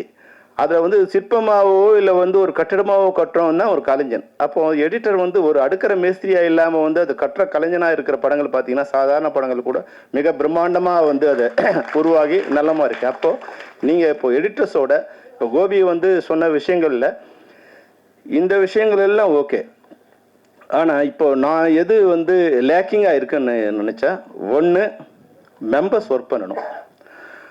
மெம்பர்ஸ் ஒர்க் பண்ணுறது வந்து டைட் பண்ணணும். இப்போ ஒரு சில விஷயம் கோபிக்கு தெரியணும், மற்ற நிர்வாகிகளுக்கு கூட தெரியணும். என்னென்னா இன்னைக்கு முன்னாடி இப்போ இலவசம் சொல்லும்போது சொன்னார், முன்னாடி வந்து நாங்கள் என்ன பண்ணோம்னா யூனியன்ஸுக்கு பணம் வரலைன்னா, மற்ற யூனியன்ஸுக்கு பணம் வரலைன்னா எடிட்டிங்கில் சொல்லி எடிட்டிங் நிறுத்துவோம். ஆனால் இப்போ எடிட்டிங் எங்கே நடக்குதுன்னே எங்களுக்கு தெரியல. ஸ்பாட்டில் நடக்குதா இல்லை வீட்டில் நடக்குதா எங்கே நடக்குதுன்னு தெரியல. ஒரு 4-5 காப்பி இருக்குது, இங்கே போய் நிறுத்தினா இன்னொரு இடத்துல எடிட்டிங் நடக்குது, வேறு இடத்துல எடிட்டிங் நடக்குது. அந்த எடிட்டர் நம்மளாக இருக்காரான்னு கண்டுபிடிக்கிறதுக்குள்ளே லேட் ஆகிடுது. அந்த எடிட்டர் நம்மளாக இருந்தால் கூட அவர் தன்னை காப்பாற்றிக்கிறதுக்கு வந்து அது கோஆப்ரேஷன் வந்து ரொம்ப கம்மியாக இருக்குது. அப்போ இப்போ இருக்கிற நிர்வாகிகளுக்கு நாங்கள் வந்து ஒரு ப்ரெஷர் கொடுக்குறோம். ஏன்னா இப்போ 23 யூனியன் எப்படி ரன் ஆகுதுன்னா ஒருத்தரை நம்பி அப்போ ஒருத்தருக்கு பணம் வரலைங்கிற போது இது ஷூட்டிங் ஸ்பாட்டாக இருக்கும்போது டைரக்டருக்கு ஒரு ப்ரெஷர் கொடுக்குறோம், எடிட்டிங்காக இருக்கும்போது எடிட்டருக்கு ஒரு ப்ரெஷர் கொடுக்குறோம், ரீ ரெக்கார்டிங் நடக்கும்போது மியூசிஷியனுக்கு ஒரு ப்ரெஷர் கொடுக்குறோம். அது அப்போ அந்த இது வரும்போது தான் இந்த நம்ம அவங்களோட அதாவது வந்து அவங்களோட உழைத்த ஊதியம் கூட வாங்குறதுக்கு சில இடங்கள்ல கஷ்டமாக இருக்குது. அப்போ நம்ம வந்து ஒரு ஆர்கனைஸ் பண்ணுறோம். அப்போ ஆர்கனைஸ் பண்ணும்போது நம்ம மெம்பரே நமக்கு அகைன்ஸ்டாக கூட ஆகிற ஒரு சுச்சுவேஷன் வந்துடுது. அப்போ எடிட்டரை வந்து ஒரு ப்ரெஷர் கொடுத்தா அந்த எடிட்டர் வந்து கஷ்டப்படுறாரு. இப்போ இன்னைக்கு வந்து கோபிக்கு வந்து ஒரு சின்ன அட்வைஸ்னா, பழனியப்பனுக்கு என்ன அட்வைஸ்னா, இன்னைக்கு உனக்கு போட்ட ஓட்டு எல்லாம் உனக்கு ஆதரவான ஓட்டு இல்லை, பழைய நிர்வாகத்துக்கு எதிரான ஓட்டு தான் உனக்கு வந்த ஓட்டை தவிர அது என்னன்னா நாங்கள் கொடுத்த ப்ரெஷர். நாங்கள் என்ன பண்ணுறோம், அந்த எடிட்டர் வந்து ஒர்க் பண்ணுறாரு, அவர் நான் மெம்பர் வச்சு ஒர்க் பண்ணுறாரு. அவர் டெய்லி தினத்தந்தி பேப்பரை எடுத்துகிட்டு எந்தெந்த பேப்பர்லாம் நான் மெம்பர் வச்சு ஒர்க் பண்ணுறாங்க இதையெல்லாம் நாங்கள் வந்து உட்காந்து ஒரு 4-5 பேர் வந்து அதை பார்த்துட்டு ஒரு இதுவாக வந்து ஒரு ப்ரெஷர் கொடுப்போம். அப்போ வந்து அவங்க இருக்கிற மெம்பர்ஸை நான் மெம்பர்ஸோட ஒர்க் பண்ணும்போது குறைஞ்சபட்சம் அவங்களுக்கு வந்து மெம்பர்ஸ் வச்சு ஒர்க் பண்ணுறதுக்கு உண்டான இன்ஸ்ட்ரக்ஷன் கொடுப்போம். அது அவங்களால பண்ண முடியாது. ஊதியத்தாலேயோ இல்லை என்ன பிரச்சனை. இன்றைக்கி என்னென்னா அதை ஒர்க் பண்ண வர்றவங்க அபரீதமாக வந்து ஒன்று எடிட்டிங் இன்றைக்கி வந்து ரொம்ப நான் மெம்பர்ஸ் ஒர்க் பண்ணுறது டைரக்டர் 90% மெம்பர்ஸ் நான் மெம்பர்ஸ், அப்புறம் எடிட்டர்ஸ் 60-50% நான் மெம்பர்ஸு, மியூசிஷியன் ஒரு மியூசிஷியன் முன்னாடியாவது வந்து ஒரு ஸ்டுடியோவில் ரெக்கார்டிங் நடக்கும், நாங்கள் போய் பார்க்க முடியும். இன்றைக்கி வந்து எடிட்டிங் அப்புறம் வந்து ரீ ரெக்கார்டிங் வந்து எடிட்டிங்காவது இந்தியாவில் நடக்குது. ரீ ரெக்கார்டிங் வந்து ஆஸ்திரேலியாவிலையும் ஃப்ரான்ஸ்லையும் இங்கிலாண்ட்லையும் ஒரு ட்ராக் அங்கே ரெக்கார்ட் பண்ணும்போது அதை கொண்டு வந்து இங்கே ஜாயின் பண்ணி இங்கே மிக்ஸ் பண்ணும்போது யாரோட கண்ட்ரோலையும் இல்லை. அப்போது எல்லாரும் மெம்பராக இருக்கும்போது எல்லாரோட வாழ்வும் சிறப்பாக இருக்கும். அப்போ சில நேரங்களில் சில சங்கங்களுக்கு எங்கள் ஃபெஃப்சிலேருந்து ஒரு ப்ரெஷர் போகுது, இதெல்லாம் நீங்கள் கவனிக்கணும். அதை வந்து சில சங்கங்கள் வந்து செயல்படுத்த முடியும் போது உறுப்பினர்களே வந்து எதிரியாக கூட காலகட்டம் மாறுது. அப்போ அது மாதிரியான இது கூட உங்களுக்கும் வரலாம். அப்போ எப்படி வந்து அந்த அணுகுமுறையில் ஒரு வேளை இப்போ என்ன கூட வந்து நான் ஷூட் பண்ணி கேப்டன் மோகன் ஷூட் பண்ணிட்டு இருக்கும்போது அப்போ பாலகிருஷ்ணன் ஒருத்தர் வந்தார், அவர் ஈசி மெம்பராக இருக்கார். ஷூட்டிங் நிறுத்தினார். என்ன இன்னும் மெம்பர் ஆகலை நீ? நான் டிஎஃப்டி படிச்சிருந்தேன், இதுக்கே நான் எங்கே மெம்பர் ஆகுறது? அப்போ என்னன்னா வரும்போது ரப்சர் பண்ண வரும்போது நமக்கு வந்து ஒரு ஈகோ வந்துடுது, ஒரு வந்து கோவம் வருது. ஆனால் மறுநாள் வந்து ஆர்சி சக்தி சார் வந்தார். தம்பி நீங்கள்லாம் வந்து இப்போ படம் இப்போ சக்ஸஸாக இருக்குது, நீங்கள்லாம் யூனியனில் இருந்தால் எங்களுக்கு மரியாதை, நீங்கள் இருக்கலாம் இல்லை. உடனே நான் வந்து அவர் மெம்பர் ஆகிட்டு லைஃப் மெம்பர் ஆகிட்டு அவர்கிட்ட பணம் கொடுத்தேன். சார் நான் இப்போ சொன்னேன், சார் வந்து தயவுசெய்து இது மாதிரி வர்றவங்க வந்து ஸ்பாட்டில் வந்து இந்த அராஜகம்லாம் இருக்கக்கூடாது சார். வந்து அவன் ஏதோ வந்து பெரிய இது மாதிரி வந்து எங்களை அராஜகம் பண்ணும்போது கோவம் வருது. அப்போ உங்களை மாதிரி அவங்ககிட்ட பிஹேவ் பண்ணியிருந்தான்னா நிச்சயமாக நான் வந்து அன்னைக்கே ஜாயின் ஆயிருப்பேன் சார். அதுதான் என்னோட நான் என்ன மனநிலையில் இருந்தனோ அதுதான் இன்றைக்கி வர டைரக்டரோ இன்றைக்கி வர எடிட்டரோ அந்த எந்த டெக்னீஷியன் இருந்தாலும் அந்த மனநிலை இருப்பாங்க. அப்போ எங்கள் நிர்வாகிகளுக்கு கூட நான் என்ன சொல்கிறேன்னா, எந்த நேரத்தையும் அவங்கள போய் ஹராஸ் பண்ணுறதோ இல்லை அவங்களோட ஈகோ டச் பண்ணுற மாதிரி இல்லாமல் அவங்களுக்கு எக்ஸ்பிளைன் பண்ண சொல்லி சேர்ந்துருந்தா கூடி வாழ்ந்தா என்ன நன்மைங்கிறது முதல்ல அவங்களை எக்ஸ்பிளைன் பண்ண சொல்லி அதுக்கப்புறமா அவங்கள இருக்க சொல்கிறோம். ஆனால் என்ன பண்ணாலும் வந்து சில பேர் வந்து அதை எடுத்துக்கிறது இல்லை. அப்போ என்ன பண்ணுறது, சாம பேத தான தண்டத்துக்கு வரும்போது சில நேரங்களில் வந்து மேலே கோவம் வருது. ஆனாலும் அந்த பொசிஷன் அது மாதிரி இருக்கும்போது அது நம்ம மாற்ற முடியாது. வந்திருக்க நிர்வாகிகள் வந்து நீங்கள் வந்து அந்த இதில் படிக்கும்போது பழசையும் நினைவு கூர்ந்தீங்க, புதிய விஷயங்கள் ரொம்ப நல்ல விஷயங்களை சொன்னீங்க. நீங்கள் எல்லாரும் ஒன்று சேர்ந்து பழைய குப்பையெல்லாம் கிளறிட்டு இருந்தால் வந்து அதுக்குள்ளே 2 வருஷம் முடிஞ்சிடும். இன்றைக்கி தொடங்குனீங்கன்னா இன்னையிலேருந்து உங்களுடைய அந்த வாக்குறுதியில் நிறைவேற்றத்துக்கான என்ன விஷயம் அப்படிங்கிறத சீர்தூக்கி அதை சிறப்பாக செய்ய வேண்டும். உங்களுக்கு சம்மேளனம் அனைத்து வகைகளும் வந்து உதவிகரமாக இருக்கும். நீங்களும் சம்மேளனத்துக்கு உதவிகரமாக இருக்க வேண்டும் என்று கூறி விடைபெறுகிறேன். நன்றி, வணக்கம். வந்திருக்கும் அனைத்து பத்திரிகையாளர்களுக்கும் மேடையில் இருக்கும் பெரியவங்களுக்கு எல்லாருக்கும் வணக்கம். ஆக்சுவலி இன்னைக்கு வந்து அம்மா ஆர்டிஸ்ட் அசோசியேஷன் நடிகர் சங்கத்தோட executive committee board meeting and election நடந்திருந்தது கேரளாவில். ஸோ அங்கே இருந்த கொச்சியில், அதுக்கப்புறம் ஆஃப்டர்நூன் அங்கே ஒரு அட்டண்டன்ஸ் போட்டு அங்கே ஓட்டிங் எல்லாம் பண்ணி முடிச்சுட்டு ஆஃப்டர்நூன் ஃப்ளைட்டில் இங்கே சென்னையில் வந்தேன். ஸோ இன்னைக்கு இங்கே வந்து ரொம்ப மிக முக்கியமான ஒரு ஃபங்க்ஷன் நடக்குது அப்படின்னு பாலா மேனேஜர் அவர் தான் சொன்னேன். லைக் நீங்கள் வாங்க, நல்லா இருக்கும். ஏன்னா நீங்கள் இப்போ ப்ரொடக்ஷன் எல்லாம் ஆரம்பிக்கிற மாதிரி ஐடியா இருக்குது, ஆண்டர்பிரனராக இருக்கிறீங்க அப்படின்றது. என்னோட ஃபீல்டு இப்போ நான் ஒரு பிராண்ட் ஒன்று லான்ச் பண்ணேன், ஒரு ஆர்ட் ஸ்டுடியோ 1 இயர் ஆச்சு. ஸோ எங்களுக்கும் போஸ்ட் ப்ரொடக்ஷன்ஸ் ஒர்க் நிறைய இருக்கும். பொட்டிக் கான்செப்ட் தான், பட் இருந்தாலும் டைமுக்கு ஒரு எடிட்டர் கிடைக்கலன்னா எவ்வளோ சிக்கலாக இருக்கும், எவ்வளோ விஷயங்கள் வந்து டிலே ஆகும். நம்ம எக்ஸ்பெக்ட் பண்ணுற மாதிரி ஒரு விஷயம் வந்து வெளியில் வரலைன்னா அது ஒரு எடிட்டர் நல்ல ஒரு டெக்னீஷியன் கிடைக்கிறதுக்கு ரொம்ப ரொம்ப கஷ்டப்பட்டிருக்கேன். அண்ட் இன்னைக்கு வந்து சவுத் இந்தியன் எடிட்டர்ஸ் அசோசியேஷன் புதுசாக சார்ஜ் எடுத்திருக்கிற president, vice president, secretary, executive committee members எல்லாருக்கும் என்னோட வாழ்த்துக்கள். அண்ட் டான் பாஸ்கோ சார் தெரியும், என்னோட அட்வர்டைஸ்மெண்ட் எல்லாம் அவர் தான் எடிட் பண்ணிட்டு இருக்காங்க. ஸோ சார் அப்பப்போ, ஏன்னா ஒரு எடிட்டரோட ஜாப்ன்றது வந்து ஒரு கேப்டன் ஆஃப் த ஷிப் அப்படின்னு சொல்லலாம். First captain of the ship வந்து director, second captain of the ship அப்படின்னு சொன்னீங்கன்னா எடிட்டர் சொல்லுவேன். ஏன்னா ஒரு நல்ல எடிட்டரோட கையில் ஒரு படம் வந்தாதான் அது ஆடியன்ஸுக்கு புரியுற மாதிரி எடுத்துட்டு வர முடியும். இப்போ நம்ம வந்து நிறைய ஷூட்டிங்கில் கூட நிறைய ஃபர்ஸ்ட் சீனு, லாஸ்ட் சீனு, அப்புறம் மிடில் சீனு, அப்புறம் சம்மந்தம் இல்லாத scene A, scene 2, scene B கூட 2A, 2B அந்த மாதிரியெல்லாம் எடுத்துருவோம். அப்போது சம்டைம்ஸ் வந்து காஸ்டியூம் சேஞ்ச் பண்ணிட்டு டக்குன்னு வந்து எடுக்கும்போது கூட சில கண்டினியூட்டிஸ் எல்லாமே மிஸ் ஆகிருக்கும். அதே மாதிரி டைலாக்ஸாக இருக்கட்டும், நம்ம ஸ்பாட்டில் ஒன்று சொல்லியிருக்கோம், ஆனால் டப்பிங் தியேட்டரில் வரும்போது சிலது வந்து சிங்காய் பேசுறதுக்கு கொஞ்சம் கஷ்டமாக இருக்கும். அந்த டைமில் எடிட்டிங் ரூமில் சவுண்ட் என்ஜினியரும் சீஃப் எடிட்டரும் தான் நம்மளை வந்து ரொம்ப ரொம்ப ஹெல்ப் பண்ணுவாங்க. அண்ட் எனக்கு அது எக்ஸ்பீரியன்ஸ் ஆயிருக்கு. நான் இப்போ RK செல்வமணி சாரும் எல்லாரும் சொன்ன மாதிரி ஒரு ஃபிசிக்கலான எக்ஸ்பீரியன்ஸ் வந்து கிடைக்கணும்னா அது எடிட்டர்ஸ் ரூம்ல இருந்தாதான் நமக்கு புரியும். ஒரு சினிமால வந்து இவ்வளோ டிபார்ட்மெண்ட்ஸ் உழைச்சிருக்கேன், எவ்வளோ கஷ்டமா ஒரு படம் வெளியில வர்றதுக்கு இவ்வளோ விஷயங்கள் இருக்கு அப்படின்றது அப்பதான் புரியும். ஸோ எனக்கும் வந்து ஆக்சுவலி இந்த ஸ்க்ரீன் பின்னாடி பிஹைண்ட் த ஸ்க்ரீன் ஒர்க் பண்ணுறதுக்கு ரொம்ப ஆசை. நான் கூடிய சீக்கிரம் வந்து ஒரு ஃபிலிம் டெக்னாலஜி கோர்ஸ் படிக்கிறதுக்காக எந்த இடம் நல்லா இருக்கும் அப்படின்னு நான் தேடிட்டு இருக்கேன். அது மட்டும் இல்லை, எனக்கு இங்கே சென்னையில் நான் வரும்போது நான் இப்போ 10 இயர்ஸ் ஆயிடுச்சு. நிறைய பேசுறதுக்கு அவ்வளோ எக்ஸ்பீரியன்ஸ் ஆன ஆர்டிஸ்ட் கிடையாது. பட் இருந்தாலும் எடிட்டர்ஸ்க்கான ஒரு இன்ஸ்டிடியூட் வந்தால் நல்லா இருக்கும் அப்படின்றத நான் ஃபீல் பண்ணுறேன். ஏன்னா நிறைய இப்போ வந்து ஃபாரின் டெக்னாலஜி நிறைய வந்து இன்ஃப்ளூயன்ஸ் ஆகிட்டே இருக்கு.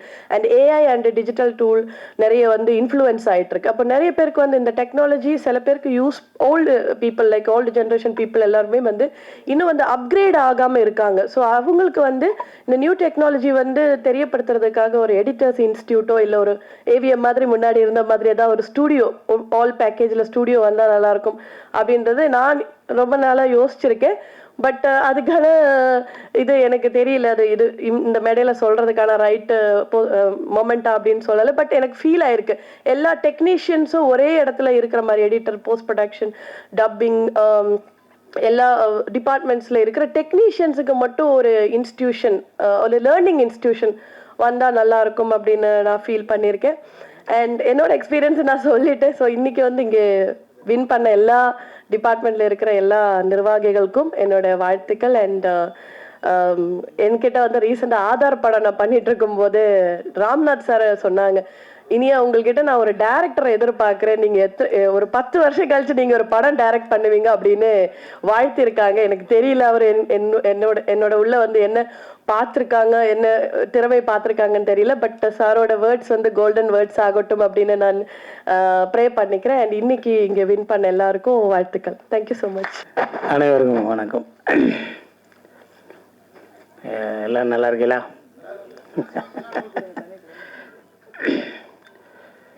இந்த புது நிர்வாகம், பழைய நிர்வாகம், பொது பொறுப்பில் இருக்கவங்க, புது ரத்தம் பாய்ச்ச போகிறவங்க அப்படிங்கிற விஷயங்கள்லாம் எனக்கு தெரியாது. எனக்கு கோபியை தெரியும். இன்னைக்கு இருக்க கோபியை தலைவராக இருக்கிற கோபியை தெரியும். எனக்கு ரைட்டர்ஸ் யூனியன் தெரியும், டைரக்டர்ஸ் யூனியன் தெரியும். ஓகே, கோபி எப்படி தெரியும்னா, நான் எலி சார் படத்தில் நடிப்பேன். அவர் ஏதாவது கட் பண்ணி இது வேணாம்னா கோபி சார் நல்லா இருக்கும்பார், வச்சுக்கல்லாம்பார். ஒரு தடவை பாயசம் சொல்லி 3 தடவை பாயசம் சொன்னால் 3 தடவை பாயசம் சொன்னால் நல்லா இருக்கு வச்சுக்கல்லாம்பார். சாயந்தரம் போய் சார் சார் ஒரு தடவை பாயசம் சொல்லையிலே கட் பண்ணார் சார், நான் 3 பாயசம் போட்டிருக்கேன் பார். சூப்பர். இது மனங்கொத்தி பறவைலேருந்து தேசிங்கிறாலேருந்து இருக்கும். என் தம்பி எனக்கு அந்த சீனையும் வச்சுருக்கேன், இந்த சீனையும் வச்சுருக்கேன், எல்லா சீனையும் வச்சுருக்கேன்னு ஒரு எடிட்டராக அந்த படத்தில் வேலை பார்க்குற எடிட்டராக எனக்கு சப்போர்ட்டிவாக, இல்லைண்ணே அதில் உள்ள வந்துச்சுன்னே அதெல்லாம் தூக்கிட்டேனே இதெல்லாம் தூக்கிட்டேனே உங்களுக்கு வச்சுருக்கேனே அப்படின்னு சொல்லுவார். என் தம்பி மாதிரி ஒரு பேட்ச் எனக்கு கிடைக்கல. என் தம்பி மாதிரி ஒரு பேட்ச் கிடைக்கல. தம்பி பேட்செல்லாம் வேணாம்டா, நீ தான் தலைவர் ஆகிட்டே, உனக்கு எதுக்கு பேட்ச்சு? மண்டே பார்த்தா தான்டா காசு, உனக்கு எதுக்கு பேட்ச்சு? சினிமாவில் நான் ஒரு ஸ்டோரி டெல்லர், நான் ஒரு கதை நல்லா சொல்லுவேன். அப்படி தான் நான் வந்தேன். கதை சொல்ல வந்ததுக்கப்புறம் டைரக்ஷன், நீ சொல்கிற கதையை நீயே எடுத்துறியா அப்படின்னு சொன்னாங்க.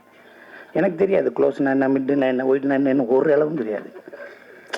புரியுங்களா? உண்மையே தானே சொன்னான். இதெல்லாம் இப்போ கற்றுக்கிறது. நீ டைரக்டராக சேரு, அசிஸ்டன்ட் டைரக்டராக சேரு. யார் சேர்க்கறது? 7 வருஷம் 9 வருஷம் வாட்செல்லாம் அடை வச்சு சாப்பிட்டாச்சு, ஒன்றுமே சேம் இல்லை. அப்புறம் ஏதோ இன்ஃப்ளூயன்ஸில் சுந்தர்சி சாப்பிட்ட சேர்ந்தாச்சு. எனக்கு பிரச்சனையே எடிட்டர் தான், தெரியுமா உங்களுக்கு? எனக்கு பிரச்சனையே எடிட்டர் தான். அருணாச்சலத்தில் ஃபஸ்ட்டு படத்தில் அசிஸ்டன்ட் டைரக்டரு போய் சேர்ந்தாச்சு. Sundar C sir 14 assistant. அப்படியே போய் நிற்கிறேன். 2 மணி ஆச்சு, நைட்டு 2 மணி. திருப்பி சாய் சுரேஷ் சார் எடிட் பண்ணிகிட்டே இருக்கார். சாப்பிட்டு படியான ஏதோ புரோட்டெல்லாம் வாங்கி கொடுத்தாரு. சாப்பிட்டேன். ஜெமினியில் குளிர்து, ஏசி. பின் பேக்குன்னு ஒன்று இருக்குன்னு தெரியுமா?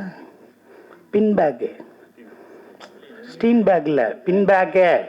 நெகட்டிவ்லாம் கட் பண்ணி பின் பேக்கு. அதை பார்த்தா எனக்கு போர்வ மாதிரியே தெரியுது. உள்ள இருக்கிறதெல்லாம் தூக்கி போட்டு காலையில் வச்சிருந்து பொத்தி படுத்துட்டேன். பின் தானே, ஒயிட் கலரு, அந்த நம்ம இது மாதிரி இருக்குங்களா சார், அந்த டிரான்ஸ்பரண்டாக இருக்குங்களா, நல்லா இருக்கும். பொத்தி படுத்தா குளிருக்கு நல்லா இருக்கும். படுத்துட்டேன். காலையில் செமினி லேப்லேருந்து என்னை கூப்பிட்டு போயிட்டாங்க. இதுலையா படுக்கிறதுன்னு எனக்கு பேட்டாவே இல்லை. இந்த பையில நீ ஏன் படுத்தேன்னாங்க.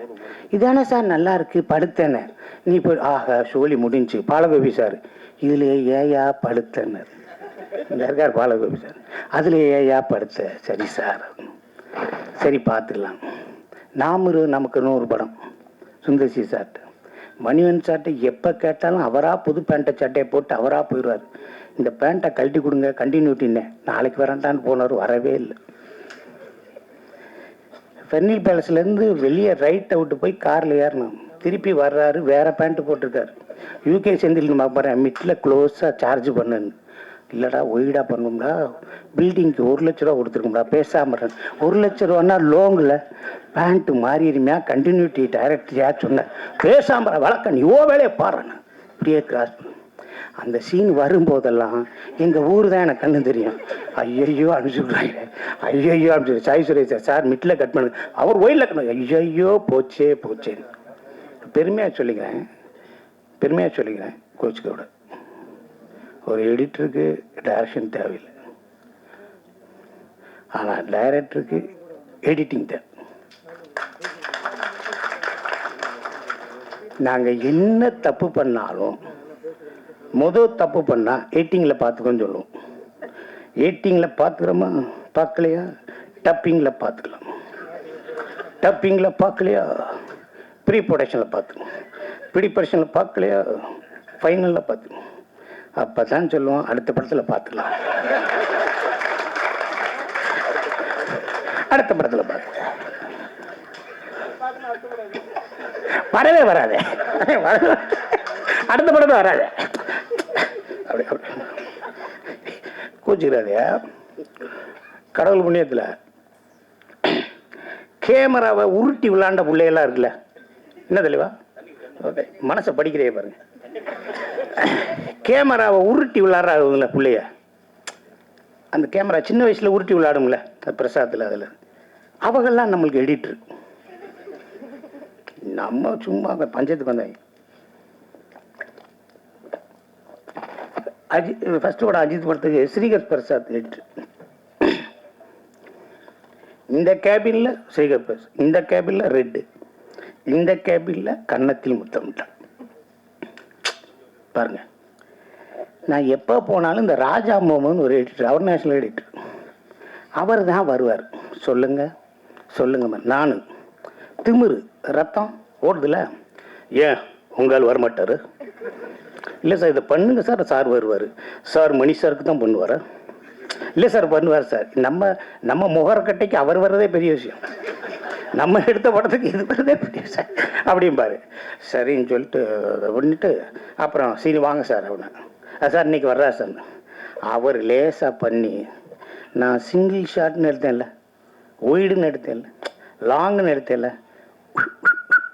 பூராத்தையும் கட்டி எறிகிறாரு. அப்பத்தான் தெரியுது இவர் ஏன் வந்தார்னு. ஏன்னா ஒரு ஃபிலிமுக்கு என்ன சப்போர்ட் பண்ணும், இந்த ஃபிலிமுக்கு என்ன சப்போர்ட் பண்ணும், என்ன டூரேஷனில் இந்த ஃபிலிம் இருக்கணும், இந்த சப்போர்ட் பண்ணும். நீ எடுத்த சிங்கிள் ஷாட்லாம் அது வேற, இந்த ஃபிலிம் என்ன சப்போர்ட் பண்ணும் அப்படின்னு சொல்லி அவர் மார்க் பண்ணார். ஃபர்ஸ்ட் ஹாஃப் இவ்வளோ நேரம் இருக்கணும், செகண்ட் ஹாஃப் இவ்வளோ நேரம் இருக்கணும். ஃபர்ஸ்ட் ஹாஃப் எவ்வளோ நேரம் இருக்கணும், ஒரு 1 hour 10 minutes, செகண்ட் ஹாஃப் என்ன இருக்கணும் 50 minutes 55 minutes. படத்தை ஃபாஸ்ட் பண்ணுங்கன்னா யார் ஃபாஸ்ட் பண்ணுறது? அமுக்கிறதா? எப்படி ஃபாஸ்ட் பண்ணுறது? இங்கே போனா திரும்பினா ஓடுனா திரும்பினா அப்படி இருக்குல்ல, ஓடுனா திரும்பினா அதை நீ இந்த ஓடுனா ரெண்டாவது ஓடுனா அதை கட் பண்ணா மாப்பிள்ள ஃபாஸ்ட்டாக இருக்கு, டேய் ட்ரிம் பண்ணிட்டாங்கடா. இது ஃபாஸ்ட். நீ அதான் ஃபாஸ்ட் பண்ண. சில எடிட்டர் கொடுத்தா ஃபாஸ்ட் பண்ண, என்ன பார்த்தான் சார் ஃபாஸ்ட்டாக இருக்குது சார், அதுதான் அந்த எடிட்டர் போகணும் சார். ட்ரிம்மிங் தான் மேக்கப் ஃபாஸ்ட். 24 frames 22 48 frames 100, அதெல்லாம் மாற்றலை. ஓகேவா? அந்த எடிட்டர் கோட்டா எடிட்டர் ஒரு வெத்தலை வாக்க போட்டுக்கிட்டு ஒரு எடிட்டர், பாம்பு ஓடுது, கீரி துரத்துது. ஓகே, 3 அசிஸ்டன்ட், ஒருத்தன்ட்ட பாம்பு, ஒருத்தன்ட்ட கீரி, ஒருத்தன்ட்ட பாம்பு கீரி, பாம்பு கீரி. என்ன ப்ரொடக்ஷனில் என்ன சாப்பாடுலாம் நானே வாங்கிக்கணுமா? பாம்பு கீரி பாம்பு கீரி. அப்போ சார் நாங்களும் வேலை பார்த்துட்டு இருக்கோம் சார், நீ எப்படி இருக்கோம்? பாம்பு கீரி பாம்பு. பார்த்தீங்கன்னா பாம்பு அவ்வளோ பாஸ்டாக போகுது, கீரி அவ்வளோ பாஸ்டாக வரட்டுது சார். 30 வருஷத்துக்கு முன்னாடி சார். புரியுங்களா உங்களுக்கு? எவ்வளோ பெரிய எடிட்டர்ஸு. இப்போ ஒரு க்ளோஸ்அப் எடுக்கணும், தலைவா கட் பண்ணி க்ளோஸ் போயிடலாம். அப்போ அங்கே சார் இது கரெக்டாக க்ளோஸ் போயிருங்க. கேவலப்பட்ட வயலு சரியாகவே எடுக்காமல் உயிரை வாங்குறாங்க.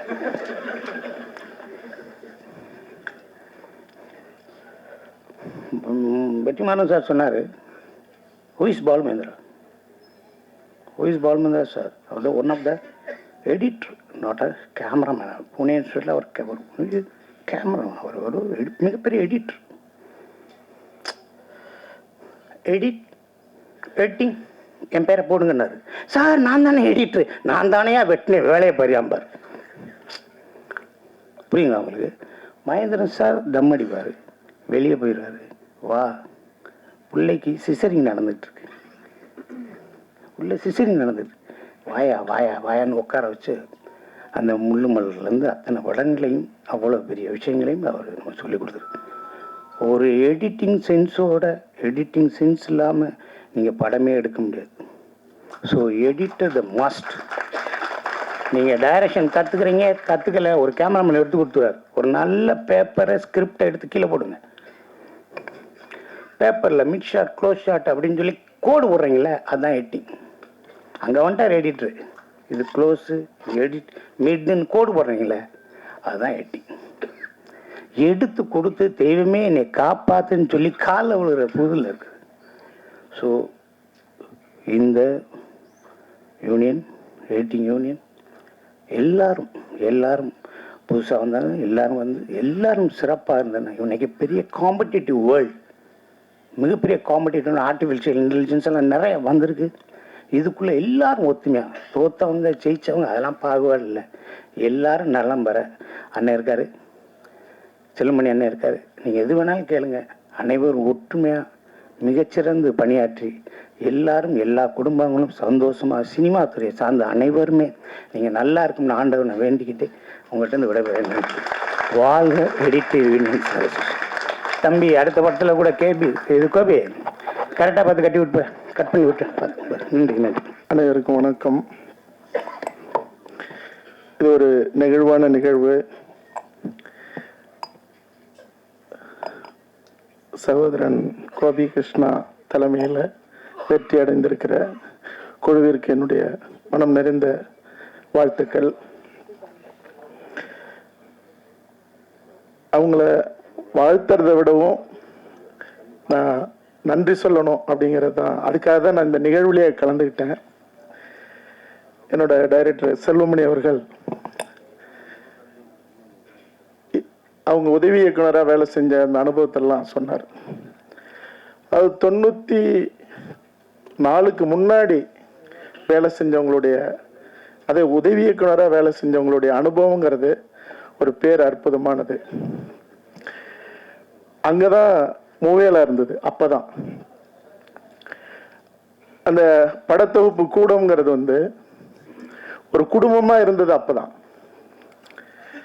நீங்க இந்த நெகட்டிவ் கட்டிங்னு ஒண்ணு நடக்கும்.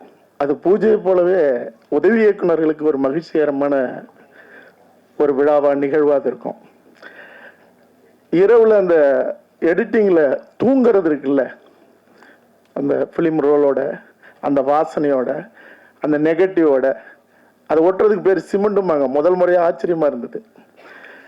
அப்பெல்லாம் அப்படி இருந்து வேலை செஞ்சு, இன்னும் சொல்ல போனா ஒரு இயக்குனர், ஒரு உதவி இயக்குனரா முழுமையா மாறுற இடம், அல்லது அவன் இயக்குனரா ஆகிறதுக்கான நுணுக்கம், அந்த அறிவு, அது அறிமுகமாகிற இடமே எதுன்னா எடிட்டிங் தான். நீங்க லெனின் சார் ஏவிஎம்ல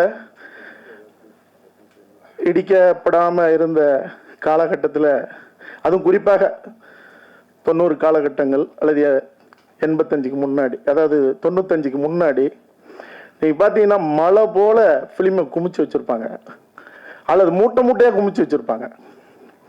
அது லாரி லாரியா ஏத்திட்டு போகும். நீங்க ஒரு படத்துக்கு 14,000 அடி தான், மிஞ்சி போனா 15,000 அடி. ஆனா ஒரு இயக்குனர் 2 லட்சம் அடி 3 லட்சம் அடி எடுத்துட்டு வந்தவங்களா இருக்காங்க. இப்ப எடுக்கிறாங்க. செல்வமணி சார்லாம் அதுல முதன்மையானவர். அப்பவே சொல்லுவாங்க, எல்லாத்தையும் எடுத்துட்டு குமிச்சு வச்சத ஒரு யானை போல நிதானமா நின்று தின்னு செரிச்சு ஒரு படைப்புக்கு என்ன தேவையோ அதை அழகியலோட கொண்டு வர ஒரு அற்புதமான கலைஞன், சினிமாவில் கொண்டாடப்பட வேண்டிய கலைஞன்கிறவனே எடிட்டர் தான். ஏன்னா எல்லாரும் சொன்னாங்க, சிங்கமொழி கூட நண்பர் சொன்னார், அதாவது ஒரு மேக்கப் மேனுக்கு மேக்கப் தெரிஞ்சா போதும், ஒரு நடிகனுக்கு நடிப்பு தெரியலாம், ஒரு ஒளிப்பதிவாளனுக்கு ஒளிப்பதிவு தெரியலாம், ஒரு இயக்குனருக்கு எல்லாமே தெரியணும். மிக முக்கியமாக எடிட்டிங் தெரியணும். எடிட்டிங் மட்டும் தெரியலன்னா அந்த படம் அது படமாவே இருக்காது. சரி, அது தெரியாம எடுத்துட்டு வந்தாலும் சரி 2 லட்சம் அடி 5 லட்சம் அடின்னு, ஆனால் ஒரு நல்ல எடிட்டர் கையில மாட்டினாதான் 100% அது வெற்றி படமா இருக்க முடியும். ஒரு படம் வெற்றி படமாகுதுன்னா சொல்லுவாங்க, இந்த நடிகனுக்காக ஓடிச்சு.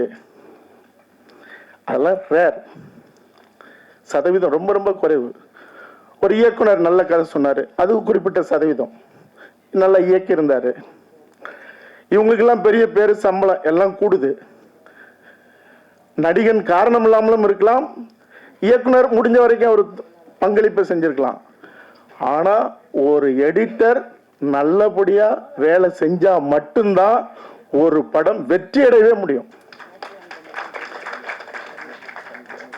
ஒரு எடிட்டர் தன்னுடைய வேலையை மிக நேர்த்தியாக செய்யலைன்னா தமிழ் சினிமாவில் இந்த படம் வெற்றி படம்னு ஒரு படத்தை கூட சொல்ல முடியாது. ஆக அப்படிப்பட்ட ஒரு தமிழ் குடும்பம், அதாவது தமிழ் திரை குடும்பத்தில் இன்னைக்கு இது ஒரு முக்கியமான குடும்பம், பட தொகுப்பாளர் குடும்பம். அதை நான் நன்றி சொல்லணும்னு நினைச்சது என்னன்னா, நான் இலக்கியம் படிச்சிருக்கலாம், எல்லாம் செஞ்சிருக்கலாம், இயக்குனர்கள்ட்ட வேலை செஞ்சிருக்கலாம். எந்த இயக்குனரும் மறுக்க மாட்டாங்கன்னு நான் நினைக்கிறேன். அதுவும் இந்த 90களில் வந்த உதவி இயக்குனராக இயக்குனரான யாருமே மறுக்க மாட்டாங்க.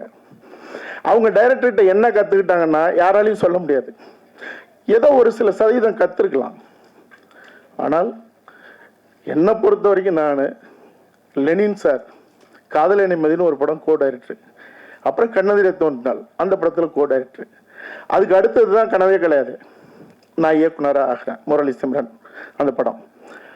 காதலே நிம்மதியில் ஏவிஎம்ல அந்த எடிட்டிங்கில் மூவி அளவில் லெனின் சார் பக்கத்தில் உட்காந்து அவர் மார்க் பண்ணுறதை பார்த்த போது தான், அதுக்கு முன்னாடி நான் 5 படம் ஒர்க் பண்ணியிருக்கேன், ஆனாலும் அவர் மார்க் பண்ணி இணைச்சு பார்த்ததுக்கு பிறகுதான், ஓ இதுக்காக தான் எடுத்தோம், இதான் இப்படி காட்சியாக வந்திருக்கு, இதுக்கு மேலதான் இசை சேருது, இதுக்கப்புறம் அது ஒரு படமாவே வருது, அதுக்கு கை தட்டுறாங்க, இந்த அளவு போதும் அப்படிங்கறது எல்லாமே அந்த ரிதமெட்டிக்கா கட் பண்ணது, இது எல்லாமே அங்கதான் கத்துக்கிட்டேன்.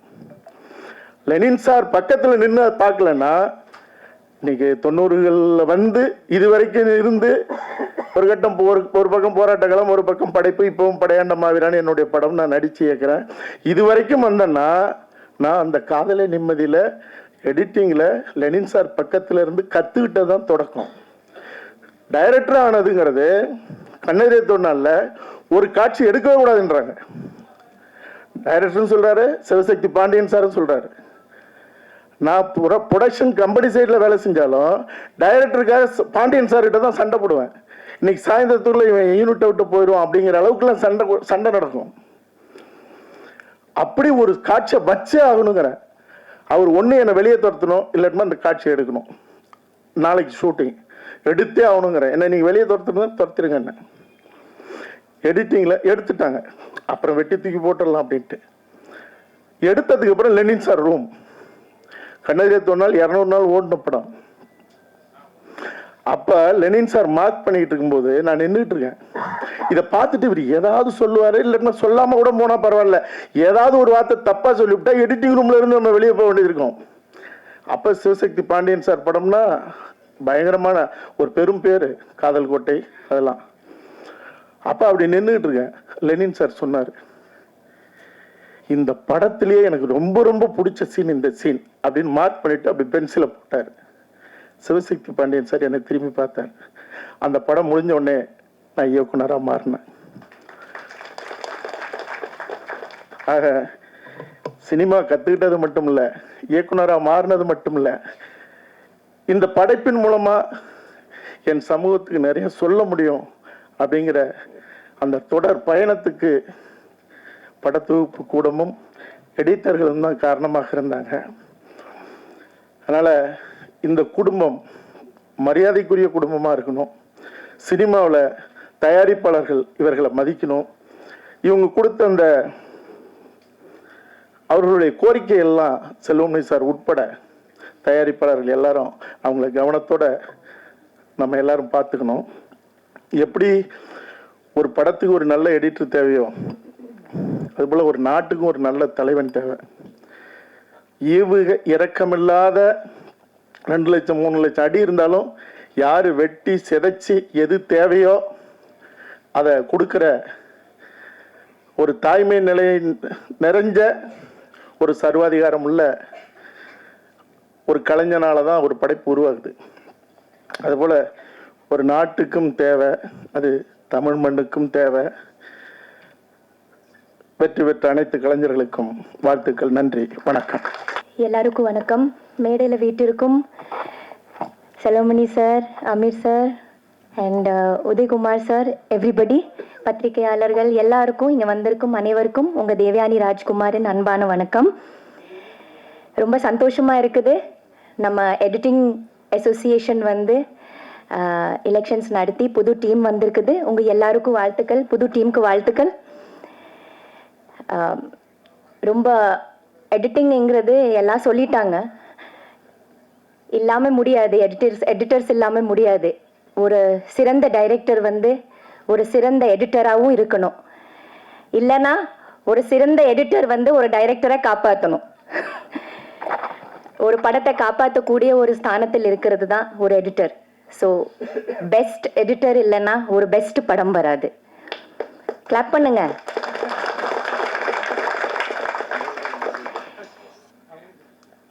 டைரக்டரோட ஹார்ட்டோட துடிப்பு, ஹார்ட் பீட்டே ஒரு எடிட்டர் தான் நினைக்கிறேன். If the editor is the creator and he is the visionary, அது ஸ்க்ரீனில் கொண்டு வந்து எந்த அளவுக்கு கொண்டு வரணும், ஆடியன்ஸோட பல்ஸ் என்ன, ஆடியன்ஸ்க்கு எவ்வளோ தேவைப்படுது, கொஞ்சம் ஜாஸ்தி இருந்தால் போர் ஆகிட்டு வெளியில் போயிடுவாங்களா, இல்லை அப்படியே உட்காந்து பார்ப்பாங்களான்னு தெரிஞ்சுட்டு இன்ச் பை இன்ச் மெஷர் பண்ணுறது, எவ்வளோ எம்எல், இப்போ ஒரு டாக்டர் ஒரு ஊசி போட்டாலும் எவ்வளோ எம்எல் நமக்கு கொடுக்கணும், இல்லை இன்னும் கூடி போனால் மயக்கம் வந்துடும், இல்லைன்னா நம்ம வந்து விழுந்துடுவோம், இல்லைன்னா மேலேயே போயிடுவோம் இல்லையா. அந்த அந்த எம்எல் கணக்கு இன்ச் பை இன்ச் கட் பண்ணக்கூடிய, இல்லை சொல்லுங்க சார், கரெக்டாக நான் சொல்கிறேன் இல்லையா. எந்த மருந்து இருந்தாலும் ஒரு டாக்டர் கொடுக்குற மாதிரி ஒரு எடிட்டருக்கு தெரியும் எவ்வளோ கொடுக்கணும், எவ்வளோ ஆடியன்ஸ்க்கு பிடிக்கணும், எவ்வளோ பிடிக்காது, இது கொடுத்தா போர் ஆயிடுவாங்களா, ஓடிடுவாங்களா, இல்லை அப்படியே உட்காந்து பார்ப்பாங்களான்னு அந்த அளவுக்கு ஒரு அருமையான ஒரு ஃபீல்டுன்னு சொன்னால் சினிமா உலகத்திலேயே I think it's editing first. நான் கேள்விப்பட்ட வரைக்கும் Bharathi Raja sir, the legend director Bharathi Raja சாரோட எடிட்டிங் தான் நான் கேள்விப்பட்டிருக்கேன். அவர் வந்து எடிட்டிங் ரூமில் போனால் அவர் மாதிரி கட் பண்ணுறது, சாங்ஸை ரெடி பண்ணுறது, அந்த எடிட்டிங் ஸ்டைல் இல்லையா சார், கரெக்டாக தான் சொல்கிறேன். ஸோ பாரதி ராஜா சாரோட அந்த எடிட்டிங் ஸ்டைல் யாரையும் எந்த டைரக்டரோட படத்தில் மறுபடியும் நம்மளால் பார்க்க முடியாது. அவரோட அந்த சாங்ஸோட அந்த கட்டிங் ஸ்டைல், அந்த பிக்சரைசேஷன், அந்த அழகு, அந்த எவ்வளோ ஷார்ட்ஸு கட் பண்ணி அவ்வளோ பியூட்டிஃபுல்லாக அவர் மாதிரி நான் நினைக்கிறேன். he is an excellent editor, excellent director. So to be a excellent director, I think he should have all the qualities of an editor, and more than that, அதுதான் அவர் தான் வந்து ஒரு ஆடியன்ஸோட ஹார்ட் பீட், ஒரு டைரக்டரோட ஹார்ட் பீட். ஆனாலும் Glamour, show எல்லாமே எடுத்துட்டு போறது யாரு? Stars, directors. பணம் யார் எடுத்துட்டு போறது? இப்போ ஒரு மேடையில் ஒரு ஃபங்க்ஷன் நடந்தாலும் முதல்ல ஆர்டிஸ்ட் உட்காராங்க, டைரக்டர் உட்காராங்க, ப்ரொடியூசர் எங்க உட்காருவாரு. ஆனால் எடிட்டர் எப்போவுமே அவர் தான் மெயின். ஆனால் எப்போவுமே பேக் சீட்டில் உட்காந்துட்டு சந்தோஷமா ஒரு படத்தை ரெடி பண்ணி நமக்கு கையில் கொடுத்துட்டு அது ஆடியன்ஸை பார்த்துட்டு ஒரு பேக் ஸ்டேஜாக உட்காந்துட்டு சந்தோஷமாக ரசிக்கக்கூடிய எந்த எக்ஸ்பெக்டேஷன்ஸ் இல்லாத ஒருத்தர்னா ஒரு எடிட்டர் தான். But he is the main man, he is the main person behind the cinema.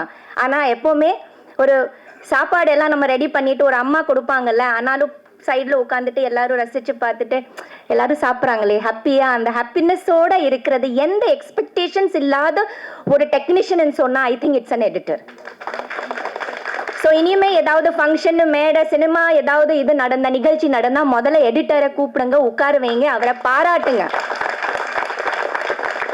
Hero, heroines, producers, directors எல்லாம் நம்ம பாராட்டிட்டு தான் இருக்கிறோம். ஆனா பேக் ஸ்டேஜ்ல இருக்கிற ஒரு எடிட்டர், ஒரு ப்ரொடக்ஷன் மேனேஜர், இந்த மாதிரி கேமராமேன்ஸ், இந்த மாதிரி இந்த டெக்னீஷியன்ஸை முதல்ல நம்ம பாராட்டணும். And wishing you all the best to the new union. I hope you do wonders. புது ஜெனரேஷனுக்கு உருவாக்குங்க, புதிய டெக்னீஷியன்ஸை கொண்டு வந்துருங்க. And I think we are the last generation அந்த எடிட்டிங் டேபிள் எல்லாம் பார்த்தது. இப்போ அந்த எடிட்டிங் டேபிள் பிரசாத் லேபோட மியூசியமில் இருக்கு. என்னோட டாட்டர் எடிட்டிங் கற்றுக்கணும்னா சொல்லிட்டு நான் வந்து காமிச்சேன், அந்த மியூசியம் எல்லாமே சுற்றி பார்த்தோம். ஸோ இது பழைய மஷின்ஸ் எல்லாம் அங்கே இருக்குது. So it's a beautiful this thing. I hope you have a wonderful journey. Thank you. எல்லாருக்கும் வணக்கம். முதல்ல வந்து வெற்றி பெற்ற இந்த அணியினருக்கு வந்து எங்கள் திரைப்பட எழுத்தாளர் சங்க தலைவர் திரு பாக்யராஜ் சார் அவர்களும் திரு செயலாளர் யாகத்தவர்கள் சார்களும் ஒரு வாழ்த்து மடல் சொல்லியிருக்காங்க. எல்லாருக்கும் வந்து வாழ்த்துக்களை சொல்லுங்கன்னு சொல்லி இப்போ ஃபோனில் கூட பேசினாங்க அவங்க. ஸோ வெற்றி பெற்ற எல்லாருக்கும் வந்து என்னுடைய மனமார்ந்த வாழ்த்துக்கள். இங்கே பேசுகிறவங்க வந்து நிறையா எடிட்டர்ஸை பற்றி நிறையா பேசுனாங்க. பட்டு என்னை பொறுத்த வரைக்கும் ஒரு எடிட்டருங்கிற வந்து அவங்க வந்து எடிட்டர் கிடையாது, அவங்க வந்து ஒரு படத்தை காப்பாற்றுற டாக்டர்ஸ்ன்னு சொல்லுவேன். ஏன்னா வந்து டாக்டர் மாதிரி வந்து எதை வெட்டணுமோ, எதை ஆப்ரேட் பண்ணணுமோ, எதை வந்து வைக்கணுமோ அதை கரெக்டாக வந்து டிசைட் பண்ணி வந்து அவங்க வந்து பண்ணுவாங்க. நிறைய படங்கள் வந்து அதாவது சொல்லுவாங்க வந்து எந்த சென்ஸ் இல்லாமல் வேணால் படம் எடுத்துடலாம், ஆனால் எடிட்டிங் சென்ஸ் இல்லாமல் படம் எடுக்கக்கூடாதுன்னு சொல்லுவாங்க. எடுத்தால் கரெக்டாக வராது. அதனால் வந்து ஒரு இயக்குனராக வந்து நான் வந்து முதல்ல வந்து நான் வந்து சினிமா அசிஸ்டன்டாக சேர்ந்து எனக்கு இந்த எடிட்டிங் பற்றி தெரியாது. முதல்ல வந்து வெங்கடேஸ்வர் ராவ்னு சொல்லி மணிவரன் சார் எடிட்டர், அவருடைய இதுதான் அங்கே அவர்கிட்ட அசிஸ்டண்டாக ஒர்க் பண்ணேன். அப்போ வந்து அந்த அந்த போகும்போது தான் எடிட்டிங்னா என்னன்னு தெரிஞ்சது. ஸோ இப்படி தான் வந்து எடிட் பண்ணுறாங்களா அப்படிங்கிற, இப்படி நிறைய எடிட்டர்ஸ்கிட்ட வந்து தமிழ்லையும் ஒர்க் பண்ணியிருக்கேன், தெலுங்குலையும் நிறையா படங்கள் ஒர்க் பண்ணியிருக்கேன். எல்லா எடிட்டர்கிட்டையும் நான் பார்த்த ஒரு விஷயம் என்னென்னா அமைதியாக இருப்பாங்க, ரொம்ப சிரிச்சுட்டே இருப்பாங்க. என்ன நினைக்கிறாங்கன்னு நம்மளால் வந்து ஜட்ஜ் பண்ண முடியாது. ஆனால் வந்து கரெக்டாக வந்து தேவைப்பட்ட இடத்துல வந்து இது வேணாங்கன்னு சொல்லி ஆணித்தரமாகவும் சொல்லுவாங்க, கரெக்டாகவும் சொல்லுவாங்க. அப்படி வந்து நிறைய விஷயங்களை வந்து எடிட்டர்ஸ் வந்து பண்ணியிருக்காங்க. அப்படி வந்து என்னுடைய லவ் டுடே படத்தில் வந்து ஒரு காட்சியை நான் சொல்லணும். அதில் வந்து கிட்டத்தட்ட வந்து ஒரு அப்போல்லாம் வந்து இந்த இது கேன் கணக்கில் இருக்கும், கிட்டத்தட்ட ஒரு 3000 அடிக்கிட்ட வந்து ஒரே ஒரு சீனை வந்து ஆட்டோவில் ஓடி வந்து விஜய் சார் வந்து அந்த ஆட்டோவில் வந்து அந்த பார்க்குற ஷாட்டை வந்து எடுத்து 2000 அடிக்கு மேலே எடுத்துட்டேன். அது எடிட்டர் ஜெய்சங்கர்னு சொல்லி அப்போ வந்து அவர் பண்ணார். அவர் கிட்டத்தட்ட வந்து ஒரு 3 நாளாக உட்காந்து அதை ஒவ்வொரு காட்சியும் அழகாக வந்து எடிட் பண்ணி ரொம்ப நீட்டாக பண்ணி கொடுத்தாரு. அது வந்து படத்தில் வந்து மிகப்பெரிய ஹைலைட்டாக அமைஞ்சது. ஸோ அந்த எடிட்டருக்கும் என்னால் வந்து இப்போ நான் வாழ்த்துக்களை சொல்கிறேன். இந்த மாதிரி வந்து நிறைய படங்களை வந்து காப்பாற்றுறவங்க எடிட்டருங்கனால அவங்க நான் டாக்டர்னு சொல்லுவேன். நிச்சயமாக வந்து எடிட்டிங் வெற்றி பெற்ற அனைவருக்கும் என்னுடைய மனமார்ந்த வாழ்த்துக்களை சொல்லி நன்றி தெரிவிச்சுக்கிறேன். நன்றி. நான் கொஞ்சம் விட்டு போட்டேன், என்னை பேச கூப்பிடல, நான் கிளம்பிட்டே இருப்பேன். இந்த ஃபங்க்ஷன் வந்து 2 மணிக்கு ஆரம்பிச்சிருக்க வேண்டியது, 2 மணிக்கு தான் முடிய போகுது. ரெடியாக இருங்க. எடிட்டர் யூனியன் ஃபங்க்ஷன் வந்தால் கரெக்டாக ஷார்ப்பாக எடிட் பண்ணி பேசணும் இல்லையா? அந்த சென்ஸே இல்லாமல் எல்லாரும் பேசிட்டு இருக்காங்க. என்னங்கடா சிக்கல் இது? இப்போ அமீர் வந்து எவ்வளோ நேரத்துக்கு முன்னாடி வந்தார். அதனால் நான் ரொம்ப ஷார்ப்பாக ஒரு டைரக்டர் தான் ஃபஸ்ட்டு எடிட்டராக இருக்கணும். நான் இதுவரையிலும் எல்லாரும் எடிட்டர்களை போடுறாங்க, நான் உங்களை தப்பு சொல்ல. ஃபஸ்ட்டு ஒரு டைரக்டர்ன்றவன் தான் எடிட்டிங் சென்ஸோட படம் எடுக்கணும். அப்படி எடுத்துட்டா எடிட்டருக்கு ஜாஸ்தி வேலை இல்லை. அப்புறம் ஒரு எடிட்டர்ன்றவன் ஒரு கிரியேட்டிவாக திங்க் பண்ணக்கூடிய ஆளாக இருக்கணும். ஒரு கதைன்னா என்ன, இந்த டைரக்டரோட கதையை, ஒன்லைனை, சீன்ஸை முதல்ல கேட்டுக்கணும். எத்தனை எடிட்டருக்கு கதை தெரியுது? இது நிறைய விஷயங்கள் இருக்குது. பேசினா நான் வந்து அப்புறம் யாருமே எடிட் பண்ண முடியாது, ரொம்ப நேரமாக பேச. ஆமாம், நீ ஒரு மேட்ரை போட்டியே. நான் முதல்ல திரைப்பட கல்லூரியில் படிக்கும்போது செகண்ட் இயரில் எனக்கு மூமேத்தா சார் எனக்கு வாத்தியார், கவிஞர் மூமேத்தா. அவர் வந்து நீ என்ன டெய்லியுமா உங்களுக்கு ஷூட்டிங் இல்லை, 300 அடி எடுக்கிறது தான் செகண்ட் இயரில் வேலை, ஒரு 3 தடவை 300 அடி எடுப்போம், அது வரையிலும் வேலையே இல்லை சார். அப்படின்னா வா நான் இன்னொருத்தர்கிட்ட சேர்த்து விட்றேன்ட்டு கொண்டு போய் எடிட்டர் வெள்ளைச்சாமி சார்கிட்ட சேர்த்து விட்டார். அந்த மனுஷன் ஒரு வாரத்துக்கு 4 படம் எடிட் பண்ணுவார். அவர் தூங்கி நான் பார்த்ததே இல்லை.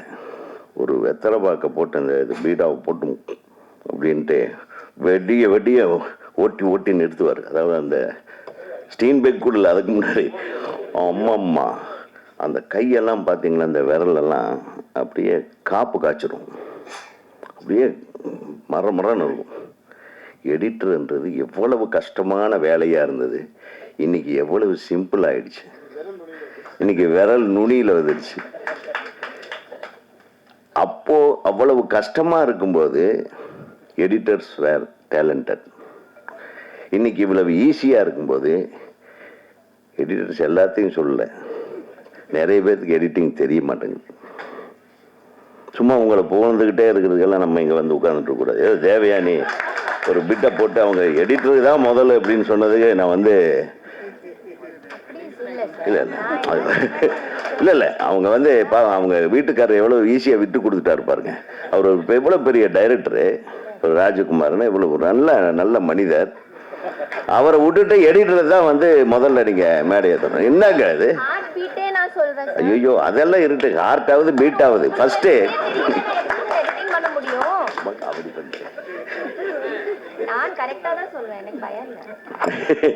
ஆனா வீட்டுக்காரரை விட்டு கொடுத்துட்டீங்க, அது வேற வழி இல்லை. எங்க ராஜகுமார் வந்துருக்கார? நான் தம்பிக்கு போன்ல பேசிக்கிறேன். அவங்க சொன்னது உண்மையா கரெக்டு தான். அதாவது டைரக்டர்ன்றது ஹார்ட் மாதிரி, டைரக்டர்ன்றவன் இதயம் மாதிரி. அப்புறம் நம்ம இவர் சொன்னார் கேமரா யூனியன் இளவர் சோடி போயிட்டார். அவர் பண்ண தப்ப கரெக்ட் பண்ணவனா எடிட்டரு, அதனால ஜட்ஜை விட்டுட்டு ஷாட் எடுத்துட்டாப்லையா எப்பேற்பட்ட. அதனாலதான் கேமரா மேன் வேலை கிடைக்காம நடிக்க போயிருக்காப்ல. காடாம போட ஜட்ஜை தேடி போன ஆளுக்கு நீதாயா ஜட்ஜுன்னு உட்காந்து வச்சுட்டாங்க கூட இல்ல. ஒரு அநியாய ஒரு கேமராமேன் இப்படியா இருப்பா? எங்க அவரு? ஆடா பாவி, உன்னுடைய வீக்னஸ் எல்லாம் சொல்லிட்டு போயிட்டிய. இது வேற யூனியன்ல வேலை செக்ரட்டரியாரு. ஜட்ஜ் இல்லாமையே ஜட்ஜ் வச்சு சீன் எடுத்துட்டு அதெல்லாம் பார்த்து வெக்ஸ் ஆயிட்டேன் நான். இப்போ நான் என்ன பேசுறதுன்னு தெரியல. இவங்க ஒரு பிட்டை போடுறாங்க, அவங்க ஒரு பிட்டை போடுறாங்க. இது எந்த பிட்டு கரெக்டான பிட்டுன்னு கரெக்ட் பண்றது உங்க கையில தான் இருக்கு எடிட்டர்ஸ். இந்த பிட்டுகள் எல்லாம் வந்து உங்களுக்கு கதைக்கு உதவாது. ஒரு டைரக்டர்ன்றவன் ஹார்ட் மாதிரி, கேமராமேன்ன்றவன் கண்ணு மாதிரி, எடிட்டிங்ன்றது இவங்க சொன்ன மாதிரி அதுதான் பீட், ஹார்ட் பீட் மாதிரி. ரித்தம் அப்படிங்கிறது ஒன்று இருக்கு. அது ஒரு படத்துல ரித்தம் எங்க வந்து கரெக்டா கட் பண்ணுமோ அங்க கட் பண்ணாதான் அந்த படத்தோட அந்த சீனோட சீக்வன்ஸோட உணர்வுகளுக்கு தகுந்த மாதிரி கட் பண்ணணும். சும்மா எடுத்த உடனே 4 அடிக்கு வெட்டி விடுறது எடிட்டிங் அல்ல. அப்புறம் 20 கேமரா 12 கேமரா 5 கேமரா 6 கேமரான்னு ஒரே சீனு, ஒரு 30 ஷாட்ல எடுக்கிற சீனை 300 ஷாட்ல எடுத்துட்டு எடிட்டர் கொடுத்துருது. அவனுக்கு எந்த ஆங்கிள் எதை கட் பண்ணுறதுன்னு தெரியாது. இன்னைக்கு இருக்கிற எடிட்டர்களோட போராட்டம் எனக்கு தெரியும். நானே ஒரு படத்தில் ஒரு 2 சீன் நடித்தேன். ஒரு சீன் வந்து ஒரு 3 நாள் எடுத்தாங்க. நான் 3 டைலாக் தான் பேசுகிறேன். 3 டைலாக் தான். நான் நாசர் இவங்கெல்லாம் நடித்தோம். கிட்டத்தட்ட வந்து அது ஒரு 30 ஆங்கிள் எடுத்தாங்க. கடைசியில் ஒரே ஆங்கிளில் நான் பேசுகிற ஒரு டைலாக் அவ்வளோதான் பண்ணு. எதுக்குப்பா இவ்வளோ எடுக்கிறீங்க? அதை போட்டு இந்த எடிட்டருக்கு தலையில கட்டி அவன் 1 வாரமா பார்ப்பான் அந்த சீன். இது எதை எடுக்கிறது, சிலதை பார்க்கவே மாட்டாங்க. நம்ம கேமராவில் வர கண்டென்ட்டை, டிஜிட்டல் கண்டென்ட்டை அவ்வளவு பார்க்க முடியாது. 2வது நாள்ல ப்ரொடியூசர் எனக்கு இன்னுமே எடிட் பண்ணல அந்த சீன் என்பது. சரி, எது கிடைக்குதோ அதில் எடிட் பண்ணி போட்டு வேண்டியது. என்னுடைய லுக் ஒரு பக்கம், அவருடைய லுக் ஒரு பக்கம், இப்படி எல்லாம் எடிட்டிங் இருக்குங்க. இதெல்லாம் உணர்ந்துக்கணும். சும்மா நம்ம தான் ஜீனியஸு அப்படின்னு எல்லாரும் சொல்கிறாங்க. நீங்கள் எல்லாமே புத்திசாலி தான், ஆனால் நீங்கள் மட்டும் புத்திசாலிகளாக இருந்தால் வேலை நடக்காது. உங்களுக்கு கண்டென்ட் கொடுக்குற டைரக்டரும் புத்திசாலியாக இருக்கணும். அப்போ தான் எடிட்டருக்கு நல்ல பேர் வரும். ஸோ மெயின் மேட்ரு எங்கே? ஹார்ட்டு தான். ஹார்ட் இருந்தால் தான் கரெக்டாக உங்களுக்கு பல்ஸில் கட் பண்ண முடியும். அதே மாதிரி மியூசிக் டைரக்டர் ஒரு சார் சொன்னார், ஒரு மியூசிக், அதாவது எந்த மாதிரி மியூசிக்கு எப்படி எடிட் பண்ணணுன்றது தெரியணும். இந்த டஸ்ட்பின்னில் படுத்தவர்கிட்ட எல்லாம் சாரி என்ன பின் அது? அந்த பின்னு உண்மையிலும் நான் அந்த பின்னுக்கிட்ட ஒரு மாதிரி ஸ்மெல் வரும். ஏன்னா அந்த ஃபிலிமை கட் பண்ணி உள்ளே போட்டு அந்த துணியே ஒரு மாதிரி கெமிக்கல் வாசம் வரும். அதுக்குள்ளேயே ஒரு மனுஷன் படுத்திருக்காங்க. அந்த கெமிக்கல் வாசம் நான் எடிட்டர் வெளிச்சாமி சார் ரூமில் தான் அதெல்லாம் இல்லை அந்த ஸ்மெல்லையும் படுத்துட்டு வந்ததுனால தான் இவர் இன்னைக்கு மணக்கிறார் நடிகரார். இன்னைக்கு ஒரு படத்தில் நடிச்சு ஒரு மிகப்பெரிய பேர் வாங்கிட்டு மெயின் ஹீரோவே தள்ளிட்டாங்க. இவரையே பேசிட்டு இருக்காங்க, இவரை பற்றியே பேசிட்டு இருக்காங்க. அவருக்கு என்ன உருட்டு, அப்பா என்ன ஸ்பீச்சியா! நீ அரசியலுக்கு போயிருக்க வேண்டிய ஆளு, சினிமாவுக்கு வந்துட்ட. நீ அது கூட ட்ரை பண்ணல. வேற ஏதாச்சும் ஒரு பின்னு கிடைச்சா, பொலிட்டிக்கல் பின் கிடைச்சா ஒரு 4 நாள் படுத்து தூங்குனீங்கன்னா கரெக்ட் ஆயிடும். அழகா இருந்தது. நான் சொல்றது சும்மா காமெடிக்காக சொல்றேன். பிரமாதமா பேசினாங்க. அதுல இது ஒரு பொன்விழா ஆண்டுன்னு சொல்லி குறிப்பிட்டாங்க நம்ம தலைவர் பேசும்போது, கோபிகிருஷ்ணா. உண்மையிலுமே பொன்விழா ஆண்டுக்கு உண்டான ஒரு இது ஸ்டார்ட் ஆயிருக்கு. அது ஒரு மிகப்பெரிய ஒரு நிகழ்ச்சியா பண்ணுங்க. நிகழ்ச்சியாக பண்ணி அதுக்கு நாங்கள் எங்கள் சப்போர்ட்டெல்லாம் திருப்பி இருக்கு. நீங்கள் இந்த அப்பார்ட்மெண்ட்டில் இருக்கீங்களா, அது ஒரு இண்டிவிஜுவல் பில்டிங் பண்ணுங்க பார்க்கலாம். அந்த மாதிரி ஏதாச்சும் ஒரு முடிவு எடுத்து, அப்புறம் ஏற்கனவே இருந்த அசோக் மேத்தா சரியில்லை, அவர் சரியில்லை, இவர் சரியில்லைன்னெல்லாம் சொல்லாமல் அது அந்த இது விட்டு அவங்களையே ஒரு தலைவராக போட்டு அந்த குழுவுக்கு நீங்கள் தான் தலைவர்னு அவங்ககிட்ட வேலை வாங்குங்க. ஏன்னா அவங்களுக்கு நிறைய மேட்டர்கள் தெரியும். ஆக எல்லாரும் ஒற்றுமையாக இருந்து, செல்வமணி சொன்ன மாதிரி இன்னைக்கு சினிமான்றது ஒரு தனி மனிதன் கைக்கு போயிடுச்சு. அமைப்புகளால் இனிமேல் கண்ட்ரோல் பண்ண முடியாது cinema. Anybody can create anything. அவன் நானே ஒரு கேமரா வாங்கி, நானே 4 லைட் வாங்கி, நாலு பசங்களை ட்ரெயின் பண்ணி கூட்டிகிட்டு போய் படம் எடுக்கலாம். யாராலையும் நிறுத்த முடியாது. அதை மட்டும் உணர்ந்துக்குங்க. ஸோ நமக்கு தெரிஞ்ச தொழிலை அப்டேட் பண்ணிக்கங்க. செல்வமணி சார் சொன்ன மாதிரி இன்னைக்கு அதில் அழகான விஷயம் சொன்னாங்க. இவங்க ஒரு இன்ஸ்டியூட் ஆரம்பிக்கணும்னா இன்ஸ்டியூட் தேவையில்லை, நீங்களே ஒரு ஒர்க் ஷாப் பண்ணுங்க. அப்டேட்டட் டெக்னாலஜிஸ் என்ன அது தெரிஞ்சவங்க அந்த உங்கள் குழுவிலேயே இருப்பாங்க. நல்ல டெக்னீஷியன்ஸை வச்சு, ஒரு கேமராமேனையும் கூட வச்சுக்கிட்டு, ஒரு டைரக்டரை கூட வச்சுட்டு, இது எதுக்கு கூட வச்சுக்கிறேன்னா தெரியாத டைரக்டர் தெரிஞ்சுக்கிடுவாங்கல்ல, அதுக்காக தான்.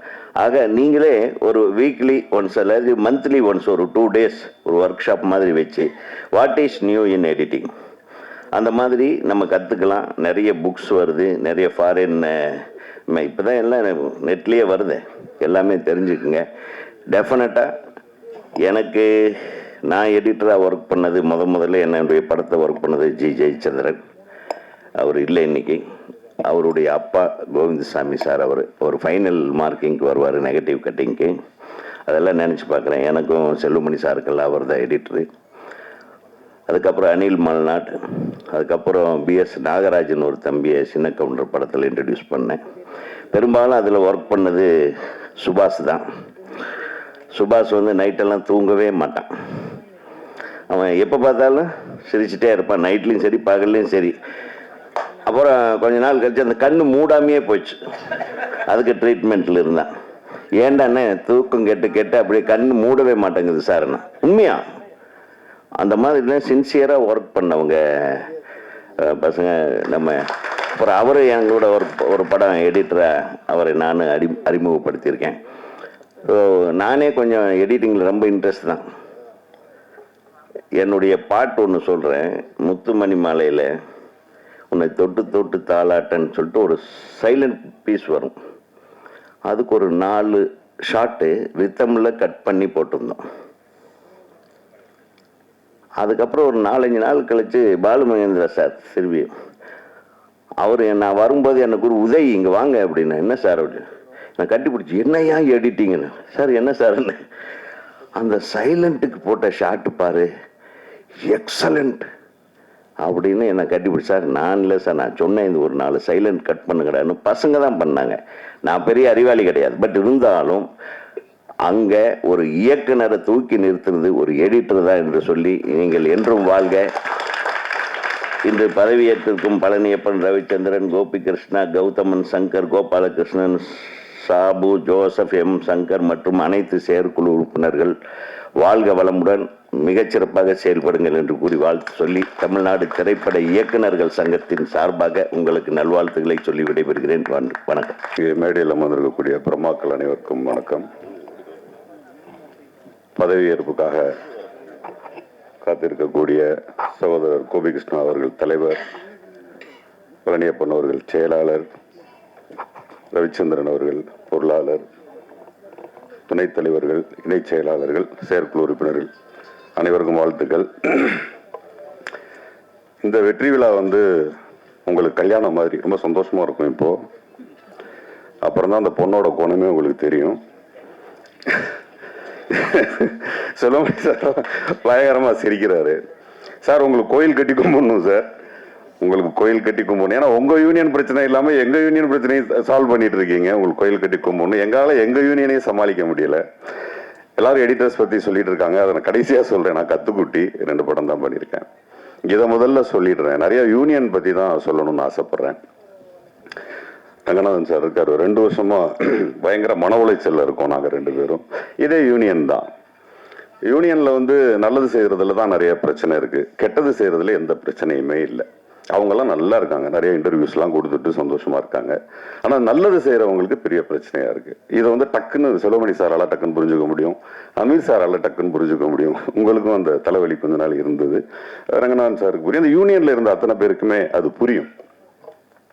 கோபி சார் மற்றும் இங்க இருக்க ஜெயிச்சிருக்க எல்லா டீமுக்கும் நான் ஏதோ பயமுறுத்துறேன்னு நினைக்க வேண்டாம். விஷயம் என்னன்னா, நான் ஒரு யூனியனுடைய செக்ரட்டரி, சின்னத்திரை நடிகர் சங்கத்தினுடைய செக்ரட்டரி. எங்களுடைய சங்கம் சார்பாக வாழ்த்துக்களை தெரிவிச்சுக்கிறேன். ஆனால் பிரச்சனைகளை நாங்கள் எப்படி ஃபேஸ் பண்றோம் அப்படிங்கிறது தான் இங்கே பிரச்சனையா இருக்கும். சமீபத்தில் எல்லாரும் கேள்விப்பட்டிருப்பீங்க, பிரஸ்ல எல்லாருக்கும் தெரியும், என்னுடைய சகோதரர் சகோதரி ஒரே நாளில் இறந்து போயிட்டாங்க இல்லையா. அந்த நாள் ஒரு 3-4 மாசம் அது என்ன பண்றதுன்னே தெரியல, எதுவுமே புரியல. அது இதை எப்படி சரி பண்ணி கொண்டு போறதுன்னு தெரியல, குடும்பத்தை எப்படி சரி பண்ணி கொண்டு போகணும்னு தெரியல, அந்த 4 மாசம் நடிக்கிற டேட்ஸ் என்ன பண்றதுன்னு தெரியல, யாரை பார்த்தாலும் பிடிக்கல, உலகமே பிடிக்கல, அப்படி ஒரு கண்டிஷன். பொதுக்குழு வந்துருச்சு. பொதுக்குழுல கேள்வி கேட்கிறாங்க எல்லாரும், 4 மாசம் எங்க போனீங்க, 4 மாசம் எங்க போனீங்க, நீங்க தகுதியே கிடையாது, நீங்க செக்ரட்டரியே கிடையாது அப்படின்னாங்க. ஸோ இதுதான் இங்க பிரச்சனை. என்ன பயமுறுத்துறேன்னு நினைக்காதீங்க, நகூர் ஃபேஸ் பண்ண போறீங்க அதெல்லாம். ஆனா அதையும் மீறி யாரு பேசுறதையும் கேட்காம நீங்க உழைக்க போறீங்கல்ல, இதுதான் கடைசியா நிற்கும். இந்த தலைவருக்கும் சரி, செக்ரட்டரிக்கும் சரி, இந்த மாதிரியான நிறைய பிரச்சனைகளை நீங்க ஃபேஸ் பண்ண போறீங்க. உங்க மேல நிறைய தூற்றுவார்கள், நிறைய உங்களை பயங்கரமா அவமானப்படுத்துவார்கள். இன்னும் சொல்ல போனா இப்ப சமீபத்தில் யூடியூப்ல நான் பயங்கர ஃபேமஸ். என்னை பத்தி பேசிட்டே இருக்காங்க முன்னாள் தலைவர்கள்லாம். என்னை பத்தி பேசுறதுக்கு என்ன இருக்கு, நாங்க வேலை செஞ்சுட்டு இருக்கோம். கீழே 2000 பேர் இருக்காங்க, ஒருத்தவங்க 2 பேர் கிடையாது. அவ்வளவு ஓட்டு போட்டு ஜெயிக்க வச்சிருக்க. எதுக்கு ஜெயிக்க வச்சாங்க? நீங்க சரியில்லைன்றதுனால ஜெயிக்க வச்சாங்க, அதானே உண்மை. இல்ல பெட்டரா பண்ணுவீங்கிறதுக்காக ஜெயிக்க வச்சிருப்பாங்க. யூனியன்ல இருக்க அத்தனை பேருக்கும் அது மட்டும்தான் நடந்திருக்கும். மற்றபடி பர்சனலா இதுல எதுவுமே கிடையாது. எல்லாருமே பிஸி. இப்போ ஆயுதகுமார் சார்லாம் பயங்கர பிஸி. இப்போ ஆக்டர் என்ன பண்ணுவாரு? இப்போ தலைவர் நீங்க இல்லைன்னா எங்க இருந்தாலும் வேலை தானே செய்ய போறோம். ஆனா அந்த தூற்றுதல் உங்க மேல இருந்துகிட்டே இருக்கும். இது வரைக்கும் யாரும் சங்கத்தை பத்தி இது பேசியிருக்க மாட்டாங்கன்னு நினைக்கிறேன், எடிட்டர்ஸ் பத்தி தான் பேசியிருப்பாங்க.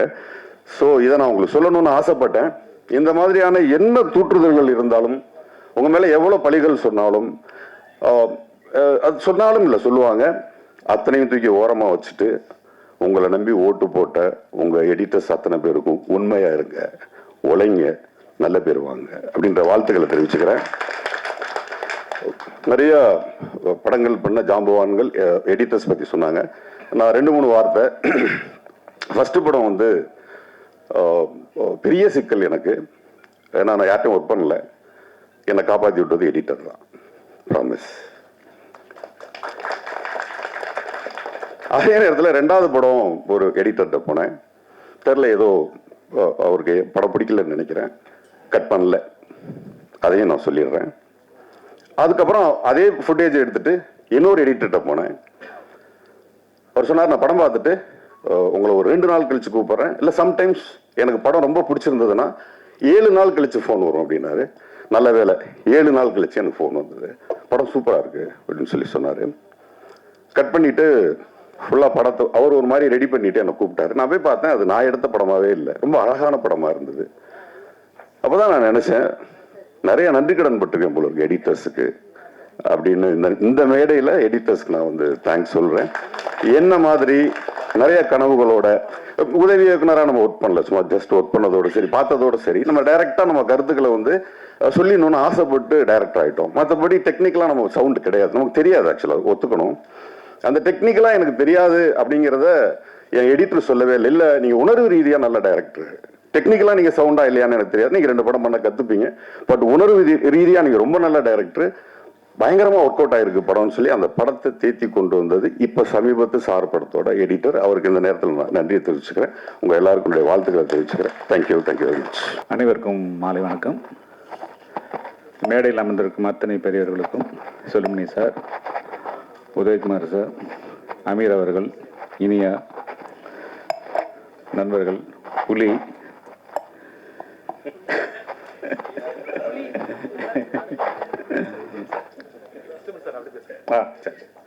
பாலசேகர்,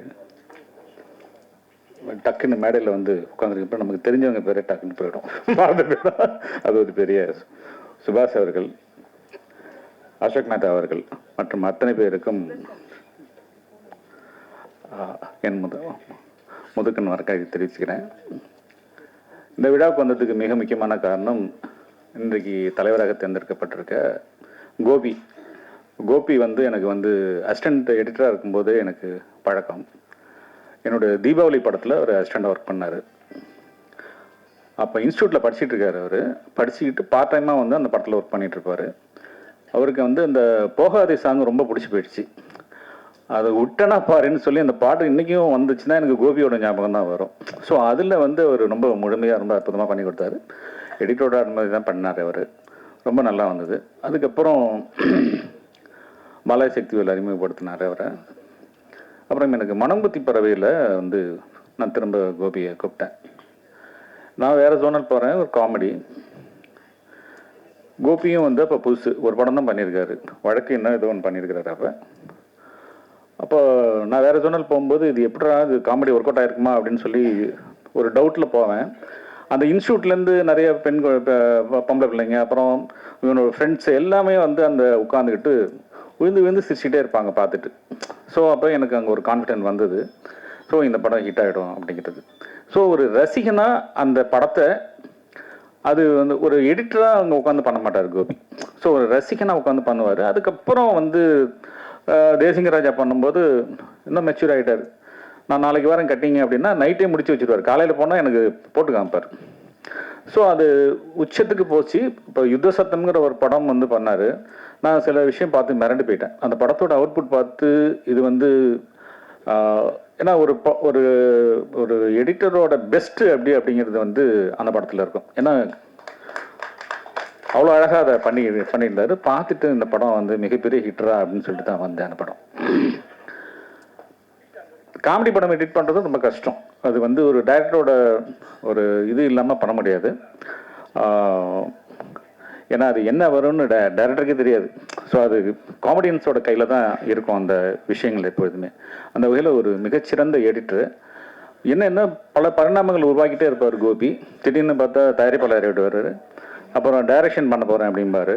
ஸோ ஏதோ ஒழுங்காக இப்போ வந்து, ஆனால் வெரி குட் எடிட்டர். இவர் எப்படி தயாரிப்பாளராக பண்ணார் அப்படிங்கிறது விட ஒரு எப்படி டைரக்ஷன் பண்ணுவாருலாம் எனக்கு தெரியாது. பட் நல்ல எடிட்டர், ஒரு அற்புதமான எடிட்டர். ஒரு சரியான இடத்துல போய் ஒரு தலைவராக தேர்ந்தெடுக்கப்பட்டிருக்கிறாரு. ஒரு இப்போ நான் சொன்னோம்னா சொல்லலாம், குருவி தலையில் பனங்காய் வச்ச மாதிரி தான் வச்சுருக்காங்க கோபி. ரொம்ப கேர்ஃபுல்லாக இருக்கணும். ஏன்னா உனக்கு முன்னாடி இருந்தவங்களாம் மிக அற்புதமான மனிதர்கள் இந்த போஸ்டிங்கில் இருந்துட்டு போயிருக்கிறாங்க. ஸோ இந்த போஸ்டிங்கை ரொம்ப கேர்ஃபுல்லாக ஹேண்டில் பண்ணு. சீனியர்ஸ்ட்டு அட்வைஸ் கேட்டுக்குங்க. அப்போ தான் வந்து உங்களால் அற்புதமாக அடுத்த கட்டத்துக்கு உங்களால் கொண்டுட்டு போக முடியும். இந்த எடிட்டிங் அப்படின்னு பார்க்கும்போது எனக்கு வந்து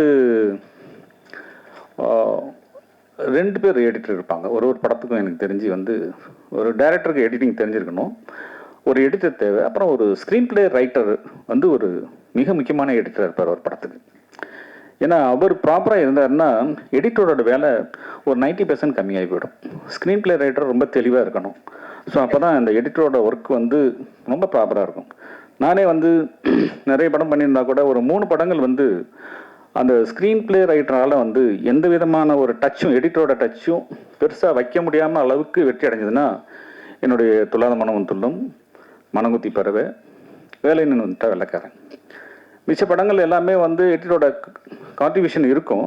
பட் இருந்தாலுமே வந்து நிறைய குழப்பங்கள் இருக்கும்.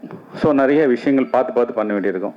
அந்த வகையில் வந்து ஒரு மறைந்த நண்பர் ஒருத்தரை பற்றி நான் பேசி ஆகணும். கிஷோர் அப்படிங்கிற ஒரு எடிட்டர். எனக்கு வெள்ளைக்காரர் துறை அப்படிங்கிற அந்த படம் பண்ணி கொடுத்தார் அவர். கோபுரம் ஃபிலிம்ஸ் அன்புச்செழியன் சார் தான் அதுக்கு ப்ரொடியூசர். எல்லாம் ரெடி பண்ணிவிட்டு எனக்கு வந்து நான் படம் போட்டு பார்க்குறேன். ஃபர்ஸ்ட் ஹாஃபு ரொம்ப நல்லா இருக்குது, செகண்ட் ஹாஃபு குப்பையாக இருக்குது. பட் வழக்கம் போல் என்னோடய ரைட்டர்ஸ் எல்லாமே சூப்பராக இருக்குது அப்படின்றாங்க. எடிட்டர் மாத்திரம் கொஞ்சம் கன்ஃபியூஷனில் இருக்கிறாரு. அப்புறம் வெளியில் வந்து கொஞ்சம் கோபத்தில் நிறைய திட்டுவேன் நான். ரைட்டர்ஸ் எல்லாம் திட்டிட்டு இது விளங்காத அந்த படம், ஏன்னா என் படம் தப்பாக இருக்குங்கிறத வந்து மொத கை தூக்கி சொல்கிறது நானாக தான் இருப்பேன். எந்த படம் பண்ணாலும் இது விளங்காது, இது ஓடாதுடா. ஏன்னா 4 பேர் தேட்டரில் பார்த்து திட்டும்போது அதை விட நம்மளே திட்டிடலாம் ஃபஸ்ட்டு. பட் ஆனால் இந்த படம் நல்லா இல்லை அப்படிங்கிறது இறைவன் நம்ம கண்ணுக்கு காட்ட மாட்டான். சில நேரத்தில் சூப்பராக இருக்குன்னு அவங்க சொல்லும்போது நம்ம காதில் ஓகேன்னு மண்டே ஆட்டிட்டு போயிடுவோம். அது இருக்கக்கூடாது. நம்ம படத்துக்கு நம்ம தான் முதல் கிரிட்டிக்காக இருக்கணும். அது எந்த விதமான பாரபட்சமும் இல்லாமல் கேவலமாக இருக்குது, குப்பையாக இருக்குன்னு சொல்லணும்னா சொல்லிட்டு போயிடணும். அந்த மாதிரி குப்பையாக இருக்குது செகண்ட் ஹாஃப் அப்படின்னு சொல்லிட்டு போயினேன். கிஷோர் ரொம்ப அப்செட் ஆகிட்டார். எனக்கு ஒன்றும் புரியல. அப்புறம் கிஷோர் கூப்பிட்டு சொன்னார், சார் என்ன உங்களுக்கு ப்ராப்ளம்னா, இதெல்லாம் ப்ராப்ளம், சரி பண்ணுங்கள், ரெடி பண்ணுங்கள், என்ன பண்ணலாம் அப்படின்னு சொல்லிட்டு ரெடி பண்ணிட்டு போனேன். என்ன பண்ணிடுறீங்க அப்படின்னு சொல்லி கேட்டார். இப்போ வழக்கம் போல் வந்து ஒரு ப்ளே பண்ணியிருப்போம், ஒரு டென்ஷனில் படம் சரியில்லை அப்படின்னா என்ன பண்ணுவோம் அப்படின்னா டபால் டிபின் மாற்றி ஒரு ஆக்ஷனை போட்டு அதை போட்டு நமக்கு எளிமையாக வரக்கூடியது ஆக்ஷன் அது இது அந்த இதை போட்டு பண்ணி ஒரு செகண்ட் ஹாஃபை முடிச்சு இப்படி வந்தால் இது போதும், இந்த போதுமானது இருந்தால் போதும், இந்த செகண்ட் ஹாஃப் தப்பிச்சிடும், இப்படி பண்ணிடலாம் கிஷோர் அப்படின்னு 2 நிமிஷம் யோசிச்சார். ஒரு தனியாக என்னை கூட்டிகிட்டு வந்தார். சார் நீங்கள் வாங்க, இது 3வது படம் காமெடியில் பண்ணுறது நான். சார் நீங்கள் பண்ணியிருக்க படங்கள் எல்லாமே நான் பார்த்தேன், எதை நோக்கி போகும், என்ன ஆகும், எப்படி முடியும் அப்படின்னு தெரியாது. ரொம்ப அழகாக ஒரு காமெடியை ரொம்ப எளிமையாக சொல்லிடுறீங்க. இப்போ திடீர்னு இதுக்கு வில்லன் வர்றான், நம்பியார் வர்ற மாதிரி கத்தி சண்டை இதெல்லாம் போட்டு ஒரு செகண்ட் ஹாஃப் பண்ணியிருக்கீங்க. நீங்கள் பதஷ்டம் ஆகிட்டீங்க சார். நீங்கள் அமைதியாக இருங்க, கூலாக இருங்க, உங்களுக்கு என்ன தேவைங்கிறத உட்காந்து யோசிங்க, உங்களால் இந்த படத்தை மிகச்சிறப்பாக செகண்ட் ஹாஃப் பண்ண முடியும் அப்படின்னு. அந்த வார்த்தை எனக்கு ரொம்ப பிடிச்சிருந்தது. ஒரு 2 நாள் கழித்து திரும்ப எடிட்டிங் ரூம் போனேன். வாங்க, அவர் தான் கூப்பிட்டுருந்தார், கிஷோர் கூப்பிட்டுருந்தார். கூப்பிட்டுட்டு சார் இப்போ உங்களுக்கு இந்த படம் பிடிக்கலன்ட்டீங்க சார், எது பிடிக்கலன்னு சொல்லுங்கள் சார் அப்படின்னு சொன்னார். நான் பிடிக்காத விஷயங்களெல்லாம் சொன்னேன், தூக்கி வெளியில் வச்சிட்டார். இப்போ 2:10 இருந்த படம் 1 மணி நேரத்துக்கு வந்துடுச்சு படம். இன்னும் 1 மணி நேரம் நான் ஷூட் பண்ணணும். இப்போ உங்களுக்கு பிடிக்கலையா சார், இப்போ பண்ணுங்க சார் அப்படின்னாரு. ஸோ அதுக்கப்புறம் பண்ணேன். அது நான் கொஞ்சம் எக்ஸ்பெக்டேஷன் ஜாஸ்தி ஆச்சு. அந்த தயாரிப்பில் நல்ல விஷயமா எனக்கு உதவி செஞ்சார். அந்த படம் மிகப்பெரிய வெற்றி. ஸோ அந்த வகையில் இந்த கிஷோர் அப்படிங்கிறது வந்து என்னால் மறக்க முடியாத ஒரு எடிட்டர். இன்னைக்கு அவர் இல்லை. நிறைய விஷயங்கள் நமக்கு வந்து ஒருத்தரும் ஒரு வாழ்வியலில் நமக்கு ஒருத்தரும் ஒரு விஷயத்தை நமக்கு சொல்லி கொடுத்துட்டே போயிட்டே இருப்பாங்க. ஸோ அந்த வகையில் எனக்கு அது ரொம்ப எனக்கு ஒரு பெரிய ஒரு எடிட்டிங் சைடு வந்து ஒரு பெரிய ஒரு ஐ ஓப்பன் ஆன மாதிரி இருந்தது எனக்கு.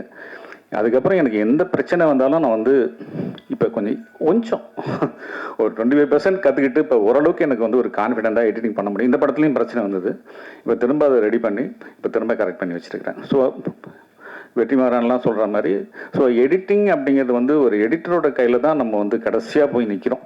ஸோ அவங்க வந்து நமக்கு வந்து எந்த அளவுக்கு கான்ட்ரிபியூட் பண்ணுறாங்களோ அந்த அளவுக்கு அந்த படம் வெற்றி அடையும் அப்படிங்கிறதுல எந்த விதமான டவுட்டும் கிடையாது. வாழ்த்துக்கள். வெற்றி பெற்ற விளையாட்டு வாழ்த்துக்கள். நன்றி. இந்த சாந்தியும் சமானம் உண்டாகட்டும். ரொம்ப நேரம் எடுத்துக்கிறல, சீக்கிரம் முடிச்சிடறேன் நான். மணி இப்போ 9:10 ஆயிடுச்சு. ஒரு குடும்ப விழா போல் நடந்துக்கிட்டு இருக்கக்கூடிய இந்த புதிய நிர்வாகிகளுடைய பதவியேற்பு அல்லது பொன்விழா இந்த நிகழ்ச்சியில் மிக கலகலப்பாக இருந்தது. ஒரு இசை வெளியீட்டு விழா கூட இந்த அளவுக்கு என்டர்டெய்னிங்காக இருந்திருக்காது. அந்த அளவுக்கு மேடையில் பேசி அத்தனை பேரும் சுவாரஸ்யமாக பேசிட்டு உட்கார்ந்துருக்காங்க. இது ஒரு சங்க விழாவாக இருந்தாலும் எதற்காக எடிட்டிங் பற்றி பேசிக்கிட்டே இருக்காங்க அப்படின்னா, எனக்கு தெரிஞ்சு இதற்கு முன்னால் அப்படி ஒரு வாய்ப்பு மேடையில் அமையவும் இல்லை, இனிமேலும் அமையுமான்னு தெரியலை. அதனால் ஒவ்வொரு இயக்குநர்களும் தங்களுடைய எடிட்டரோட தனக்கு நடந்த நிகழ்வுகளை சொல்லிக்கிட்டே இருக்காங்க. ஒரு இயக்குனருக்கு நிறைய எல்லாரும் சொன்னது தான். அது என்ன சொல்கிறாங்க, எல்லாருமே வந்து ஒரு இயக்குனருக்கு எடிட்டிங் சென்ஸ் வேணும் அப்படின்றது அது மறுக்க முடியாத உண்மைதான். எடிட்டிங் சென்ஸ் மட்டும் இல்லை, எல்லா சென்ஸும் வேணும். மியூசிக் சென்ஸ் வேணும், ஃபோட்டோகிராஃபி சென்ஸ் வேணும், எல்லாமே வேணும். ஒரு லொக்கேஷனை செலக்ட் பண்ணுறது வேணும், ஆக்ஷன் சீக்வன்ஸ் எப்படி எடுக்கணுன்றது எல்லா சென்ஸும் வேணும். ஆனால் ஒரு எடிட்டருக்கு, ஒரு டைரக்டருக்கான சென்ஸ் ரொம்ப முக்கியம். அதுதான் ரொம்ப முக்கியமானது. இவங்களுக்கு எல்லா சென்ஸும் வேணும். ஆனால் ஒரு டைரக்டரோட பார்வையில் ஒரு எடிட்டர் இருந்தால் தான் ஒரு சிறந்த படம் உருவாக முடியும். ஒரு திரைப்படத்தை ஒரு இயக்குனர் என்ன கற்பனையில் எவ்வளோ செலவு பண்ணி சிறந்த படத்தை எடுக்கிறேன்னு காலரை தூக்கி விட்டுக்கிட்டு ஷூட்டிங் ஸ்பாட்டில் இருந்துட்டு ஒரு படத்தை எடுத்துகிட்டு வந்தாலும் அந்த படம் தேருமா தேராதன்னு முதல்ல கண்டுபிடிக்கிறது எடிட்டர் தான். எடிட்டிங் ரூம் போனவுடனே அவர் தெரிஞ்சிடும். ஆனால் பல எடிட்டர்கள் அதை சொல்கிறதில்ல. அதுதான் பிரச்சனை. அதை டைரக்டருக்கு சொல்லிட்டாங்கன்னா அங்கேயே அதை சரி செஞ்சிட முடியும். இப்போது எழில் சொன்னது போல் பல எடிட்டர்கள் நமக்கு எதுக்கு, இங்கே முடிச்சிட்டோமாக்கா அடுத்த மீட்ரு இன்னொரு இடத்துல இருக்குது, அங்கே போகலாம், அதை பார்க்கலாம். இது சொன்னால் வேற இவன் நம்ம அடுத்த எடிட்டர் வேற மாற்றிடுவான், இது எதுக்கு சொல்லணும்? ஏன்னா என்னோட எடிட்டரோடலாம் நான் போராடுவேன். முன்னாடி உட்காந்துருப்பேன். அகமது தான் இப்போ எனக்கு கடைசியாக 4 படம் பண்ணிக்கிட்டேன். ஐயோ ஏதாவது வாயை திறந்து பேசியா நல்லா இவ்வளோதான். உண்மையிலே சொல்கிறேன். நான் மானிட்டருக்கு பக்கத்தில் வேற உட்காந்துருப்பேன். பின்ன உனக்கு அது பிடிச்சிருக்கா ஏதாவது சொல்லியா? நல்லா தான் சார் இருக்கு அப்படின்னு. நல்லா இருக்குன்னு சொல்லியா? நல்லா தான் இருக்குன்ற அப்படின்னா இருக்கு சார், நான் பார்த்துட்டு சொல்கிறேனேம்மா. இவ்வளோ நேரம் நீ தானே பார்த்த இதை அப்படின்னா முழுசாக பார்த்துட்டு சொல்கிறேன் சார். முழுசாக பார்த்துட்டு ஆடியன்ஸ் தான் சொல்லணும், நீ முதல்லையே சொல்லணும் அப்படின்னு. உண்மையிலேயே ஒரு ஒரு இயக்குனர் வந்து தன்னுடைய காதலியை பார்ப்பது, தனி அறையில் உட்காந்து காதலி கூட எவ்வளோ சந்தோஷமாக இருக்க முடியுமோ அந்த சந்தோஷம் எடிட்டிங் ரூமில் தான் கிடைக்கும் ஒரு டைரக்டர். நான் அதை உணர்ந்திருக்கேன். இப்போ நான் என்னோட ஃப்ரெண்டு டைரக்டர்ஸு, இன்னும் அசிஸ்டன்ட் டைரக்டர்ஸ் எல்லாருக்குமே ஒரு பெரிய விவாதம் நடக்கும். ஒரு பவுண்டட் ஸ்கிரிப்ட் இருந்தால் நல்ல படத்தை எடுத்துடலாம், ஒரு நல்ல கதை இருந்தால் நல்ல படத்தை எடுத்துடலாம் அப்படின்லாம் சொல்லுவாங்க. ஆனால் ஒரு படம் உருவாவது எடிட்டிங் ரூமில் தான்னு நான் நம்புகிறேன். என் படங்கள் அப்படி தான் உருவாக்குறேன் நான். ஒரு பவுண்டட் ஸ்கிரிப்ட் இருந்தால் மட்டும் நல்ல படம் உருவாயிராது. ஒரு எடிட்டிங் ரூமில் தான் ஒரு நல்ல படம் உருவாகுது. 13 வெர்ஷன் பண்ணேன் நான் பருத்தி வீரன். 13 வெர்ஷன் பண்ணி ஒரு வெர்ஷனை ஃபைனல் பண்ணேன். அப்போ ஒரு எடிட்டரோட உழைப்பு கூடவே இருந்து பண்ணுற அந்த உழைப்பு இருக்கு இல்லையா? பல நேரங்கள் அதாவது ஷூட்டிங் ஸ்பாட்டில் அசிஸ்டன்ட் டைரக்டர் திட்டு வாங்குவாங்க. ஷூட்டிங் முடிஞ்சதுக்கப்புறம் அதிக சண்டை வர்றது எடிட்டரோட தான். அப்படி தான் நடக்கும். ஆனால் அதை தாண்டி படத்துக்கு தான் உண்மையாக இருக்கணும். நீங்கள் டைரக்டருக்கு உண்மையாக இருக்கிறதோ அது தேவையில்லை. அந்த படத்துக்கு எடுத்துகிட்டு வந்த படத்துக்கு உண்மையாக இருக்கணுன்றது தான் என்னுடைய கருத்து. அதே மாதிரி எனக்கு தெரிஞ்சு ஒரு படம், அந்த படம் ஒரு புதுமுகத்தை வச்சு எடுத்தாங்க. அந்த படத்தை எடுத்துகிட்டு ஒரு 2 ஷெட்யூல் முடிச்சுட்டு வந்த உடனே எடிட்ரு படம் பார்த்துட்டு, அந்த எடிட்டர் இங்கே இருக்கார், இந்த அரங்கத்தில் இருக்கார். அவர் பார்த்துட்டு சொல்லிட்டாரு, சார் இது தேராது சார் இது அப்படின்ட்டு. அவர் என்ன பண்ணிட்டாரு, ஆனால் அது தேர்ற படம் தான். இவர் முடிவு பண்ணிட்டார் அது தேராதுன்னு சொல்லிட்டு அந்த படத்தை பாதியிலேருந்தே விலகிட்டார். நான் என்ன நினைக்கிறேன்னா, அப்படி ஒரு இளையராஜா இந்த படம் தேராதுன்னு நினச்சிருந்தா ஒரு முதல் மரியாதை வந்திருக்காரு. பஞ்சு சார் அப்படி நினச்சிருந்தாருன்னா அபூர்வஸ் அவர்களை திரும்ப ரீஷூட் பண்ணி எடுத்திருக்க மாட்டாங்க. ஒரு பாஷாவாக உருவாயிருக்காது. அப்போ படம் தேருதா தேரலன்றது இல்லை, நீங்கள் அதை தேத்த வேண்டிய பொறுப்பு இருக்கு. நல்லா எடுத்துட்டு டைரக்டரே நல்லா எடுத்துட்டு வந்துட்டா அப்புறம் நீங்கள் எதுக்கு? அதனால சுமாரான படத்தையும் சூப்பராக படம் பண்ணி கொடுக்க வேண்டிய பொறுப்பு எடிட்டருக்கு இருக்குன்னு நான் நினைக்கிறேன். நான் அப்போ அந்த எடிட்டர் இந்த அரங்கத்தில் இருக்காரு, அவர் தன்னுடைய தவறை திருத்திக்கணும். உங்களுடைய எஃபர்ட் எவ்வளவு இருக்கோ அதை போடுங்க, அதை போட்டு அதை சிறப்பாக கொண்டு வந்து கொடுங்க. அதுதான் ஒரு எடிட்டர் ஒரு படத்துக்கு செய்ய வேண்டிய பங்களிப்பாக நான் பார்க்குறேன். மற்றபடி சங்க விழா இது. இந்த சங்கத்தை பற்றி நிறைய சொல்லிட்டாங்க, நிறைய பிரச்சனைகள் இருக்குன்னு போஸ் வெங்கட் சொன்னார் எல்லாரும். இந்த சங்கங்களில் இருக்கிற பிரச்சனை என்னென்னா, இந்த நிர்வாகம் சரியில்லை. அதை முதல்ல தொடங்கும் போது எப்படி தொடங்குவாங்கன்னா, இந்த நிர்வாகி சரியில்லை சார், அப்படி தப்பு பண்ணுறாரு சார், இப்படி தப்பு பண்ணுறாரு சார், சங்கத்தை காப்பாற்ற வேண்டிய பொறுப்பு இருக்குது சார், உறுப்பினர்கள்லாம் கஷ்டப்படுறாங்க சார், இதெல்லாம் சொல்லி ஏற்றி விடுவான் ஒரு 10 பேர். அவனுக்கு வேற வேலையே இருக்காது. அவன் என்ன பண்ணுவான்னா, அவன் யார் லைம் லைட்டில் முன்னாடி இருக்கிறாங்களோ அவங்கள கூப்பிட்டு வந்து சொல்லுவான். அப்படி தான் எங்களெல்லாம் இழுத்து கொண்டு வந்து விட்டாங்க. அந்த செந்தில் படம் ஒரு படத்தில் காமெடி, ஒரு பிள்ளையை காப்பாற்றுவார் ஒரு படம், பழைய படம், அது என்ன படம்னு எனக்கு நினைவு இல்லை. எல்லாரும் நின்று வேடிக்கை பார்த்துக்கிடுவாங்க, கிணத்துக்குள்ள புள்ள விழுந்துடும். செந்தில் மட்டும் கடைசியில் கூச்சி காப்பாற்றுவார், எல்லாரும் கை கொடுப்பாங்க. அதெல்லாம் சரி, என்னை யாரா தள்ளி விட்டதுன்னு கேட்பார். அந்த மாதிரி என்னையெல்லாம் சங்கத்துக்குள்ள அப்படி தான் தள்ளி விட்டாங்க. செல்வமணி என்ன பண்ணுறாருன்னு தெரியுமா, அவர் என்ன இப்படி இருக்காருன்னு தெரியும், அவர் பாவம்.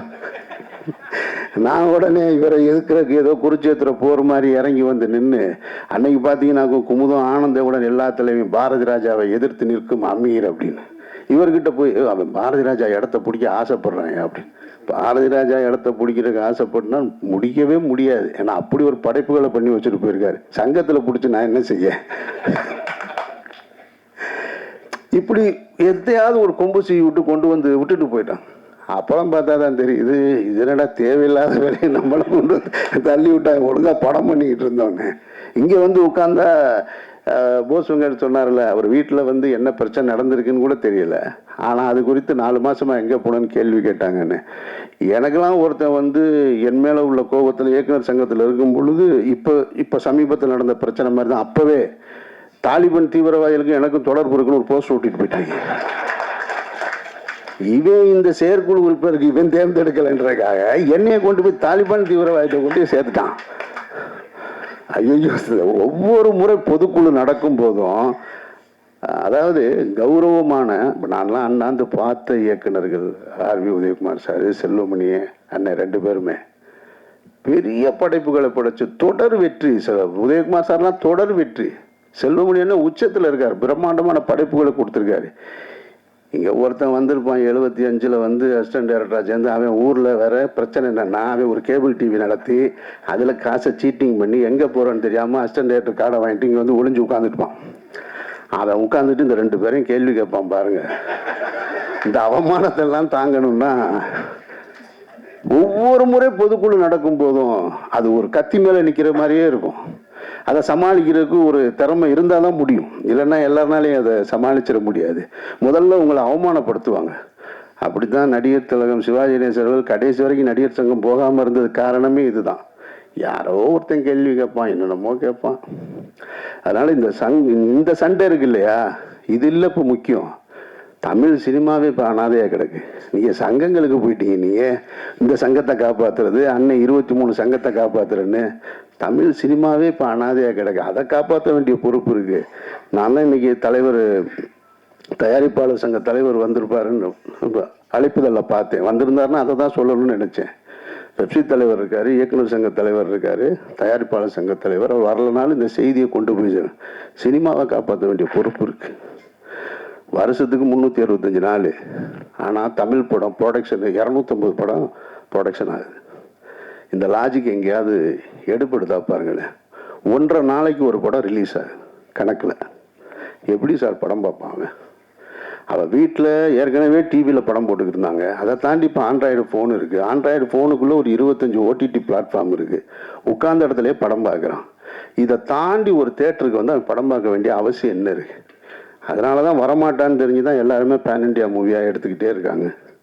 இப்போ 2 நாளைக்கு முன்னாடி ஒரு படம் கல்கி ரிலீஸு நல்லா இருக்குது. இங்கேருந்து டிசம்பர் வரைக்கும் 7 பெரிய படம் இருக்குது.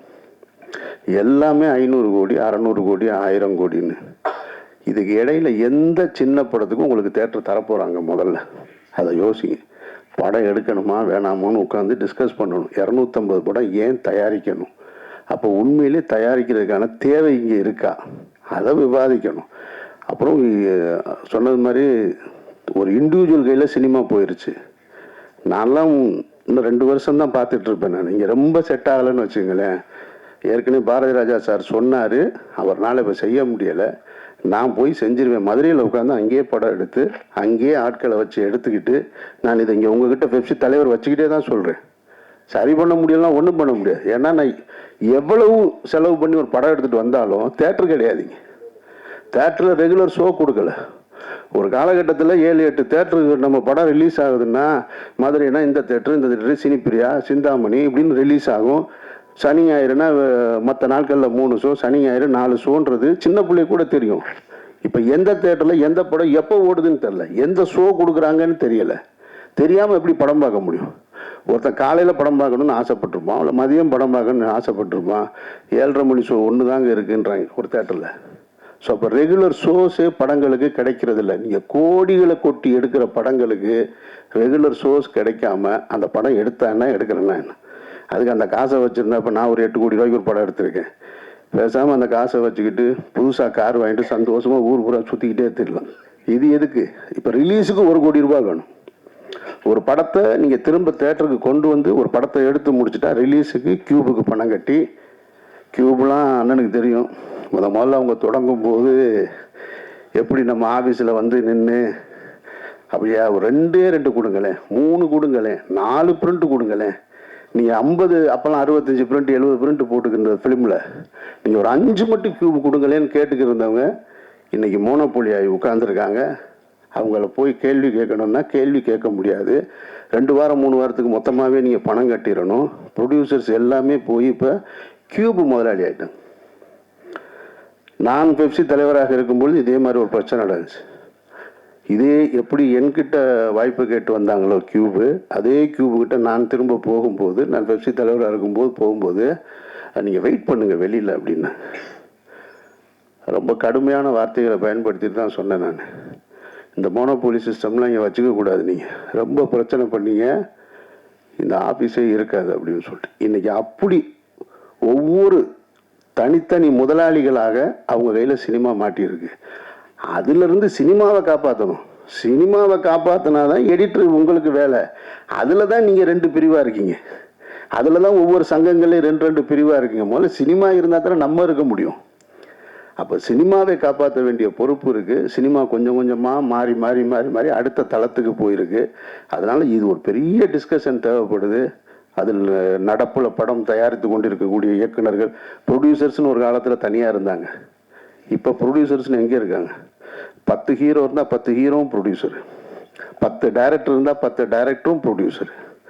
அப்போ இவங்க தான் இப்போ படத்தை உருவாக்குறாங்க. அப்போ இவங்களோட உட்காந்து இந்த சினிமாவை எப்படி எடுக்கிறது, இது உண்மையிலே மார்க்கெட்டிங் இருக்கா? ஓடிடின்னு சொல்லிக்கிட்டே இருந்தாங்க. இப்போ ஓடிடியில் எந்த படம் வாங்குறதில்ல. நீ தேட்டருக்கு போயிட்டு வான்ட்டான். தேட்டருக்கு வந்தால் இங்கே ஸ்க்ரீன் கிடையாது. அப்போ இன்னும் ஒரு 1 கோடி ரூபா செலவு பண்ணணும். 1 கோடி ரூபா செலவு பண்ணுறதுக்கு பணம் ரிட்டர்ன் வருமானா உறுதியாக தெரியலை. சரி, தேட்டருக்கு போன எல்லா படத்தையும் ஓடிடியில் வாங்குறாங்களான்னா அதுவும் கிடையாது. அப்போ இதை உட்கார்ந்து நீங்கள் வரைமுறைப்படுத்த வேண்டிய மிகப்பெரிய பொறுப்பு அத்தனை பேருக்கு இருக்குது. அதனால் இதில் புதுசாக தேர்ந்தெடுக்கப்பட்டவங்க, பழைய நிர்வாகிகள் அதெல்லாம் தாண்டி ஒட்டுமொத்த சங்கங்களும் சேர்ந்து சினிமாவை காப்பாற்ற வேண்டிய பொறுப்பு இருக்குது. அந்த பொறுப்பை இந்த நிகழ்ச்சியின் மூலமாக எல்லோருக்கும் அது செய்தியாக போய் சேர்ந்து அடுத்த கட்டத்தை நோக்கி நகரணும். அதை இயக்குனர் சங்க தலைவர்கிட்டையும் பெப்சி தலைவர்கிட்டையும் இங்கே வராமல் இருக்கக்கூடிய தயாரிப்பாளர் சங்க தலைவர்கிட்டையும் கோரிக்கையாக வச்சு விடைபெறுகிறேன். இந்த விழாவில் கலந்துக்கிறதுக்கு எனக்கு வாய்ப்பளித்ததற்கு நன்றி.